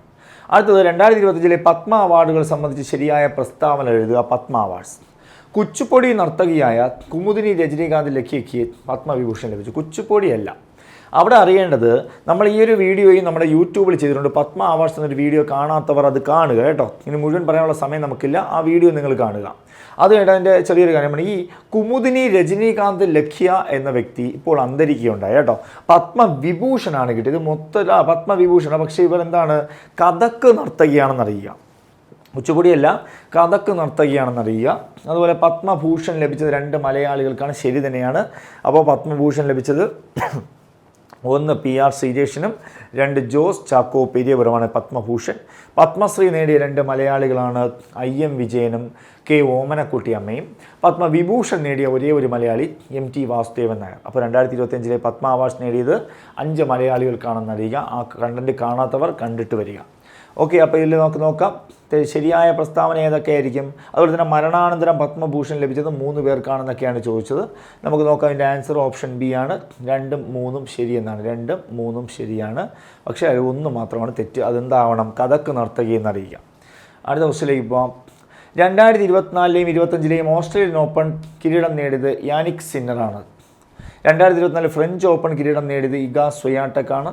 2024 വിംബിൾട്ടൺ കിരീടം നേടിയത് കാർലോസ് അൽക്കാരസ് ആണെന്ന് അറിയുക. നമുക്ക് ഈ ഒരു ക്വസ്റ്റ്യൻ ഞാനിവിടെ ഒന്ന് വരച്ചു തരാം. ഒന്ന് ശ്രദ്ധിക്കണേ. ഈ ഓസ്ട്രേലിയൻ ഓപ്പൺ ഫ്രഞ്ച് ഓപ്പണൊക്കെ നോക്കാം. Australia, French, Wimbledon, US. Clear ആണോ? Australia, French, Wimbledon, US. ഇത്രയും ഓർമ്മിക്കുക. ഇങ്ങനെ വരച്ചിടുക. ഇതിൽ ഞാനിതൊരു ജസ്റ്റ് ഒന്ന് എഴുതരാം. യാ എന്നെഴുതുക. അരേ, യാരേ അല്ലേ? CICB യാരേ എന്ന് ഓർമ്മിക്കുക. അതുപോലെ യ മ എന്ന് ഓർമ്മിക്കുക. ഇത്രയും എഴുതിയാൽ നിങ്ങൾ 24-25 ഗ്രാൻഡ് സ്ലാം മുഴുവൻ പഠിച്ചു കഴിഞ്ഞു. ഇത് 24 ഇത് 25 പഠിക്കുക. 24-25 ഇതാ എഴുതിയിരിക്കുന്ന മുഴുവൻ പേരും പുരുഷ താരങ്ങളും, ഇതാ എഴുതിയിരിക്കുന്ന മുഴുവൻ താരങ്ങളും പേരുകളും വനിതാ താരങ്ങളുമാണ്. അപ്പോൾ മുകളിലത്തെ ലെറ്ററുകളെല്ലാം പുരുഷന്മാരുടെ ഫസ്റ്റ് ലെറ്ററും താഴെയെല്ലാം വനിതകളുടെ ലെറ്ററുമാണ്. അപ്പോൾ ഇതിനകത്ത് ചോദിക്കുന്നത് 2024 ഫ്രഞ്ച് ഓപ്പൺ നേടിയ ഈ കിരീടം 24-ലെയും 25-ലെയും ഓസ്ട്രേലിയൻ ഓപ്പൺ നേടിയത് യാനിക് സിന്നർ. ശരിയല്ലേ? ഇതാ 24-ലെയും ഓസ്ട്രേലിയൻ ഓപ്പൺ, 25-ലെയും ഓസ്ട്രേലിയൻ ഓപ്പൺ. യാനിക് സിന്നർ ശരിയാണ്. ഇറ്റലി. അതുപോലെ 2024 ഫ്രഞ്ച് ഓപ്പൺ കിരീടം നേടിയത് ഇഗ സ്വയാട്ടക്കാണ്. 2024 ഫ്രഞ്ച് ഓപ്പൺ ഇഗ സ്വയാട്ടക്കാണ്. ശരിയല്ലേ? ഫ്രഞ്ച് ഓപ്പൺ ഇഗ സ്വയാട്ടക്ക് ശരിയാണ്. 2024 വിംബിൾട്ടൺ കിരീടം നേടിയത് കാർലോസ് അൽക്കാരസ് ആണ്. വിംബിൾട്ടൺ നേടിയത് പുരുഷ താരം കാർലോസ് അൽക്കാരസ് ആണ്. ശരി ഉത്തരമാണ്. കണ്ടോ? അപ്പോൾ ഇത് മുഴുവൻ ശരിയാണെന്നറിയാം. ഞാനിതൊന്ന് പറഞ്ഞുതരാം. ഇത് യാനിക് സിന്നർ, ഇത് അരിയാന സെബലങ്ക, ഇത് കാർലോസ് അൽക്കാരസ്, ഇത് Iga Swiatek, Carlos Alcaraz, Barbora Krejcikova, Jannik Sinner, Aryna Sabalenka, Jannik Sinner, Madison Keys. ഈ മാഡിസൺ കീസിൻ്റെ രാജ്യം USA ആണെന്നറിയുക. ഗ്രാൻഡ് സ്ലാം പഠിക്കാതെ പോകരുത്. 2025 ഓസ്ട്രേലിയ മാത്രമേ കഴിഞ്ഞിട്ടുള്ളൂ, ബാക്കി വരാനുണ്ട്. ഓക്കെ അല്ലേ? അടുത്ത ക്വസ്റ്റ്യനിലേക്ക് പോകാം. അടുത്ത ക്വസ്റ്റ്യൻ ഇന്ത്യയിലെ 57ാമത് ടൈഗർ റിസർവായി തിരഞ്ഞെടുത്തത്. നമുക്കറിയാം ടൈഗർ റിസർവുകൾ ഇപ്പോൾ 58ആണ്. 57ാമത് ടൈഗർ റിസർവ് ഏതാണെന്ന് ചോദിച്ചാൽ അത് രക്തപാനിയാണ്. മധ്യപ്രദേശിലെ രക്തപാനി 58ാമത് വന്നിട്ടുണ്ട്. മാധവ് ടൈഗർ റിസർവ് 58ാമതാണ്. മാധവും രക്തപാനി ഓർമ്മിക്കുക, മധ്യപ്രദേശാണ്. 57ാമത് രക്തപാനിയും 58ാമത് ഏതാണ്? മാധവുമാണെന്ന് അറിയുക. അടുത്ത ക്വസ്റ്റ്യൻ ഇന്ത്യയും നേപ്പാളും തമ്മിലുള്ള സംയുക്ത സൈനിക അഭ്യാസമാണ് ഏതെന്ന് ചോദിച്ചാൽ ആൻസർ സൂര്യകിരൺ ആണെന്ന് അറിയുക. അപ്പോൾ ഇന്ത്യയും നേപ്പാളുമായിട്ടുള്ള സൈനിക അഭ്യാസമാണ് സൂര്യകിരൺ എന്നറിയുക. എങ്കിൽ ഇന്ത്യയും പാകിസ്ഥാനുമായിട്ടുള്ള സൈനിക അഭ്യാസമാണ് ശൂർവീർ. ഇന്ദ്രധനുഷ് ഇന്ത്യയും UK-യുമായിട്ടുള്ള സൈനികാഭ്യാസമാണ് ഇന്ദ്രധനുഷ് എന്നറിയുക. അതുപോലെ ശക്തി എന്നറിയുക. ശക്തിയിൽ തന്നെ ഫ്രാൻസ് ഉണ്ട് കേട്ടോ. ഫ്രാൻസാണ് ശക്തി എന്നറിയുക. ഇനി അതിൽ തന്നെ ഗരുഡ ശക്തിയുണ്ട്, വരുണ ശക്തിയുണ്ട്, സമുദ്രശക്തി, ഇങ്ങനെ കുറേ ഇതുണ്ട്. ഓക്കെ, അപ്പോൾ നമ്മൾ ഈ സൈനികാഭ്യാസം എന്നൊരു ടോപ്പിക്ക് നമുക്ക് എടുക്കുമ്പോൾ ഓക്കെ ആക്കാം. അപ്പോൾ തൽക്കാലം ഇതൊന്ന് നോക്കി വെച്ചേക്കുക. അതുപോലെ തന്നെ 2-3 പുതിയ സൈനികാഭ്യാസമുണ്ട്. അതുപോലെ എന്താണ് മിത്രശക്തി എന്നുള്ള അറിയുക. മിത്രശക്തി ശ്രീലങ്കയാണ് കേട്ടോ. മിത്രശക്തി ശ്രീലങ്ക എന്നറിയുക. മിത്രശക്തി. അതുപോലെ ചൈന ഹാൻഡ് ഇൻ ഹാൻഡ് എന്ന് ചോദിച്ചാൽ ചൈനയാണ്. ഹാൻഡ് ഇൻ ഹാൻഡ് എന്ന് ചോദിച്ചാൽ ചൈന. ഓക്കെ. ഉദരശക്തി എന്ന് ചോദിച്ചാൽ അത് മലേഷ്യയാണെന്നറിയുക. ഉദരശക്തി മലേഷ്യ. അതുപോലെ ഹരിമൗ ശക്തി എന്ന് ചോദിച്ചാൽ അതും മലേഷ്യയാണെന്നറിയുക. മലേഷ്യ. ഓക്കെ, ക്ലിയർ ആണോ? കുറച്ചൊക്കെ പറഞ്ഞു, ബാക്കി പറയാം. അടുത്ത ക്വസ്റ്റ്യനിലേക്ക് പോകുന്നു. വീണ്ടും 15ാമത് കേരള നിയമസഭയിലെ മന്ത്രിമാരും വകുപ്പുകളും ചേരുംപടി ചേർക്കുക. വി അബ്ദുറഹ്മാൻ ഏതായിരിക്കും? വി അബ്ദുറഹ്മാൻ നമുക്ക് സാധാരണ വകുപ്പ് വരുന്നത് കായികമല്ലേ? ശരി ഉത്തരം. ആർ ബിന്ദു നമുക്കറിയാം. ആർ ബിന്ദു സാമൂഹ്യ നീതി അല്ലേ? അതുപോലെ വി ശിവൻകുട്ടി നമുക്കറിയാം. വി ശിവൻകുട്ടി സാക്ഷരത അല്ലെങ്കിൽ വിദ്യാഭ്യാസം. വി എൻ വാസവൻ തുറമുഖം. ആർ ബിന്ദു ഇതാണ് ശരി ഉത്തരം. അപ്പോൾ അവിടെ ഏതാണ് ഓപ്ഷൻ? ഓപ്ഷൻ എ ആണ് ശരി ഉത്തരം അല്ലേ?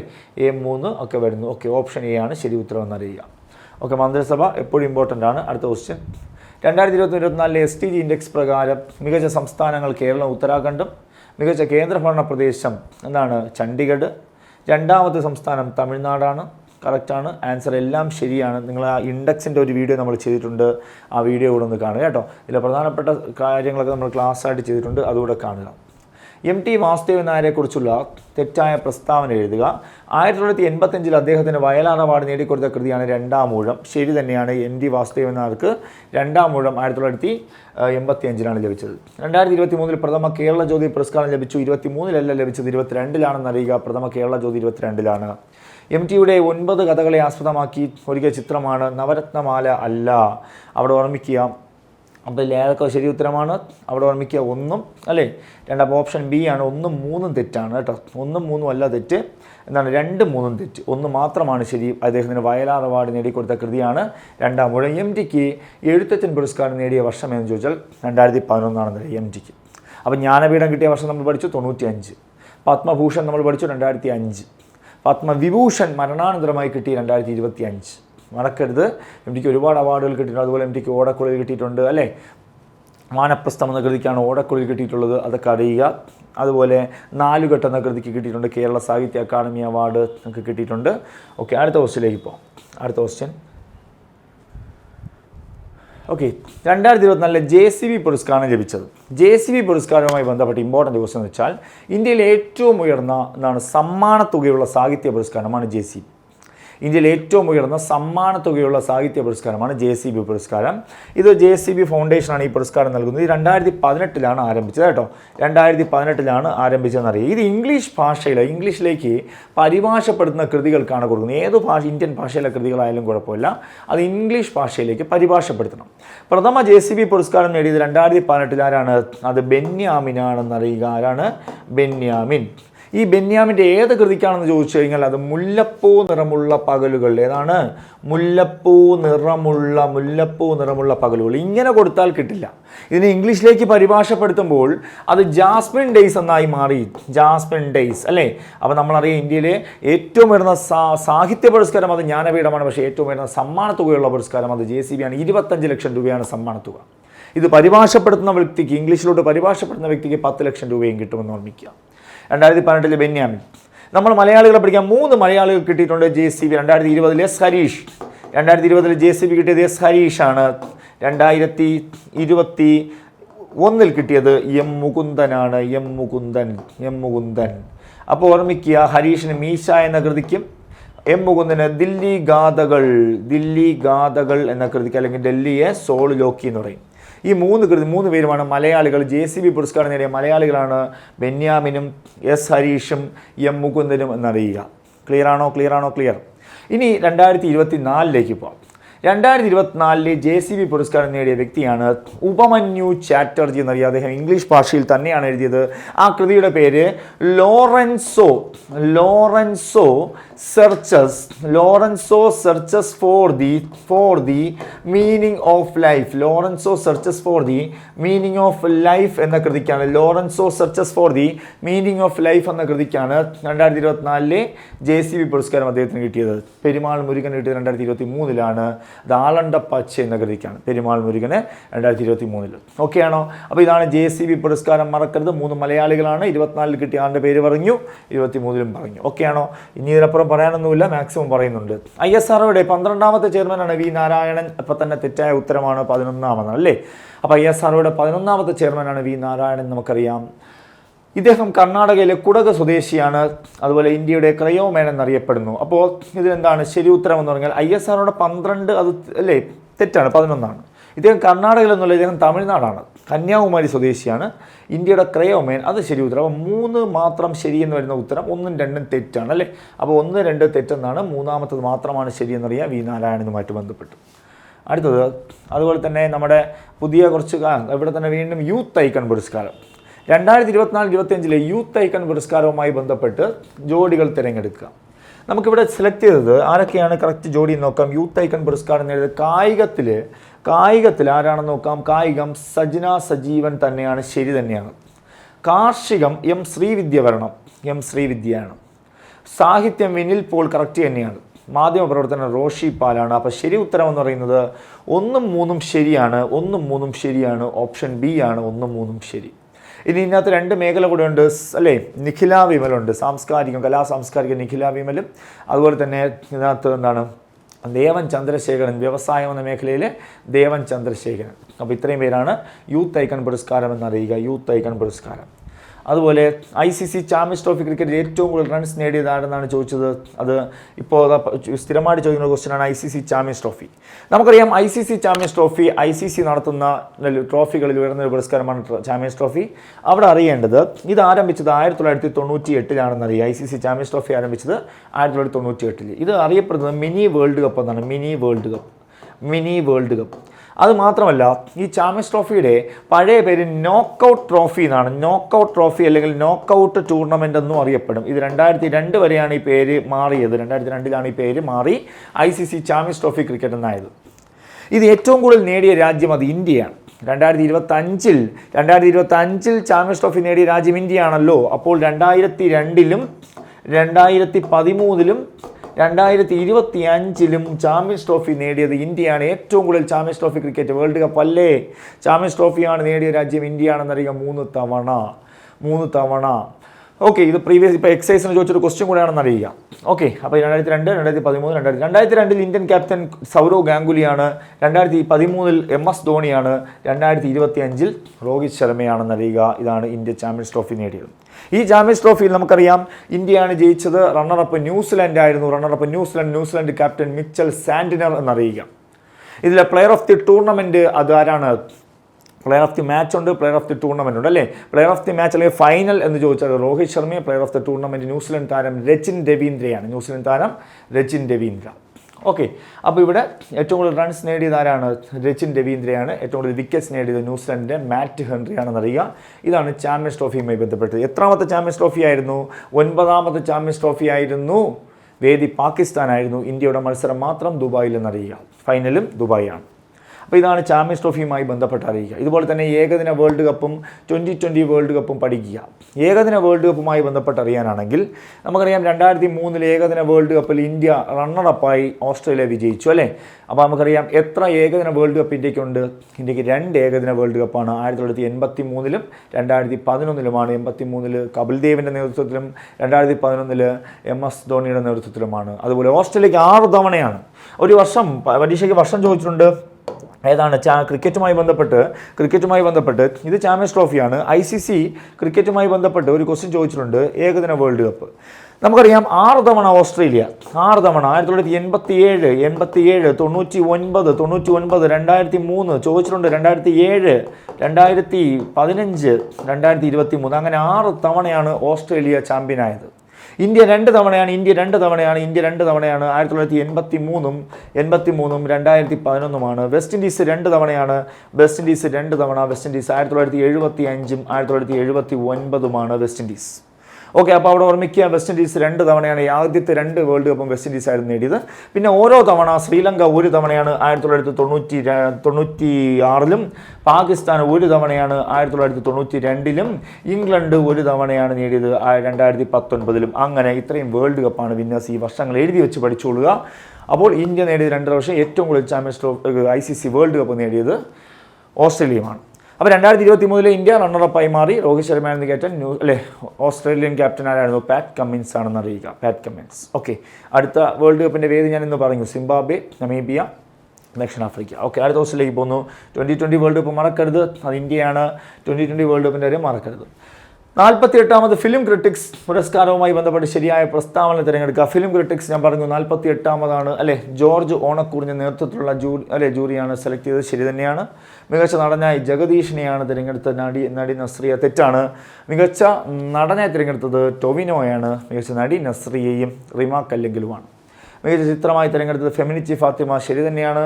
മികച്ച സംവിധാനം ഇന്ദുലക്ഷ്മിയാണ്. അപ്പുറം എന്ന സിനിമ. അപ്പുവിൻ്റെ ശരി ഉത്തരം ഓപ്ഷൻ സി ആണ്. 2 അല്ലേ. രണ്ടാമത്തെ തെറ്റാണല്ലേ. ഓപ്ഷൻ സി അല്ലേ. 1 3 4 ശരിയാണെന്നറിയാം. 1 3 4 കാരണം രണ്ടാമത്തത് മികച്ച നടൻ ആരാണ്? ടോവിനോയാണ്. അപ്പോൾ നമ്മൾ ഇന്ന് പറഞ്ഞ കുറേ ക്വസ്റ്റ്യൻസ് അത്യാവശ്യം എല്ലാ മേഖലയും, അത്യാവശ്യം എന്ന് പറഞ്ഞാൽ വളരെ കുറച്ച്, മാക്സിമം നിങ്ങൾക്ക് കിട്ടുമെന്ന രീതിയിലാണ് കണ്ടന്റ് ചെയ്തിരിക്കുന്നത്. അപ്പോൾ നിങ്ങൾ നന്നായിട്ട് പഠിച്ചിട്ട് ഇതിൻ്റെ അഭിപ്രായങ്ങളൊക്കെ അറിയിക്കുക. തീർച്ചയായിട്ടും നമ്മുടെ ഈ ഒരു ചാനൽ തീർച്ചയായിട്ടും നിങ്ങൾക്ക് മാക്സിമം യൂട്ടിലൈസ് ആകാനാണ് ശ്രമിക്കുന്നത്. എല്ലാ എക്സാം സമയങ്ങളിലും നിങ്ങൾക്ക് ആവശ്യമുള്ള എല്ലാ കണ്ടന്റും നമ്മളിതിലൂടെ തരുന്നതാണ്. ഓക്കെ, അപ്പോൾ താങ്ക് യു.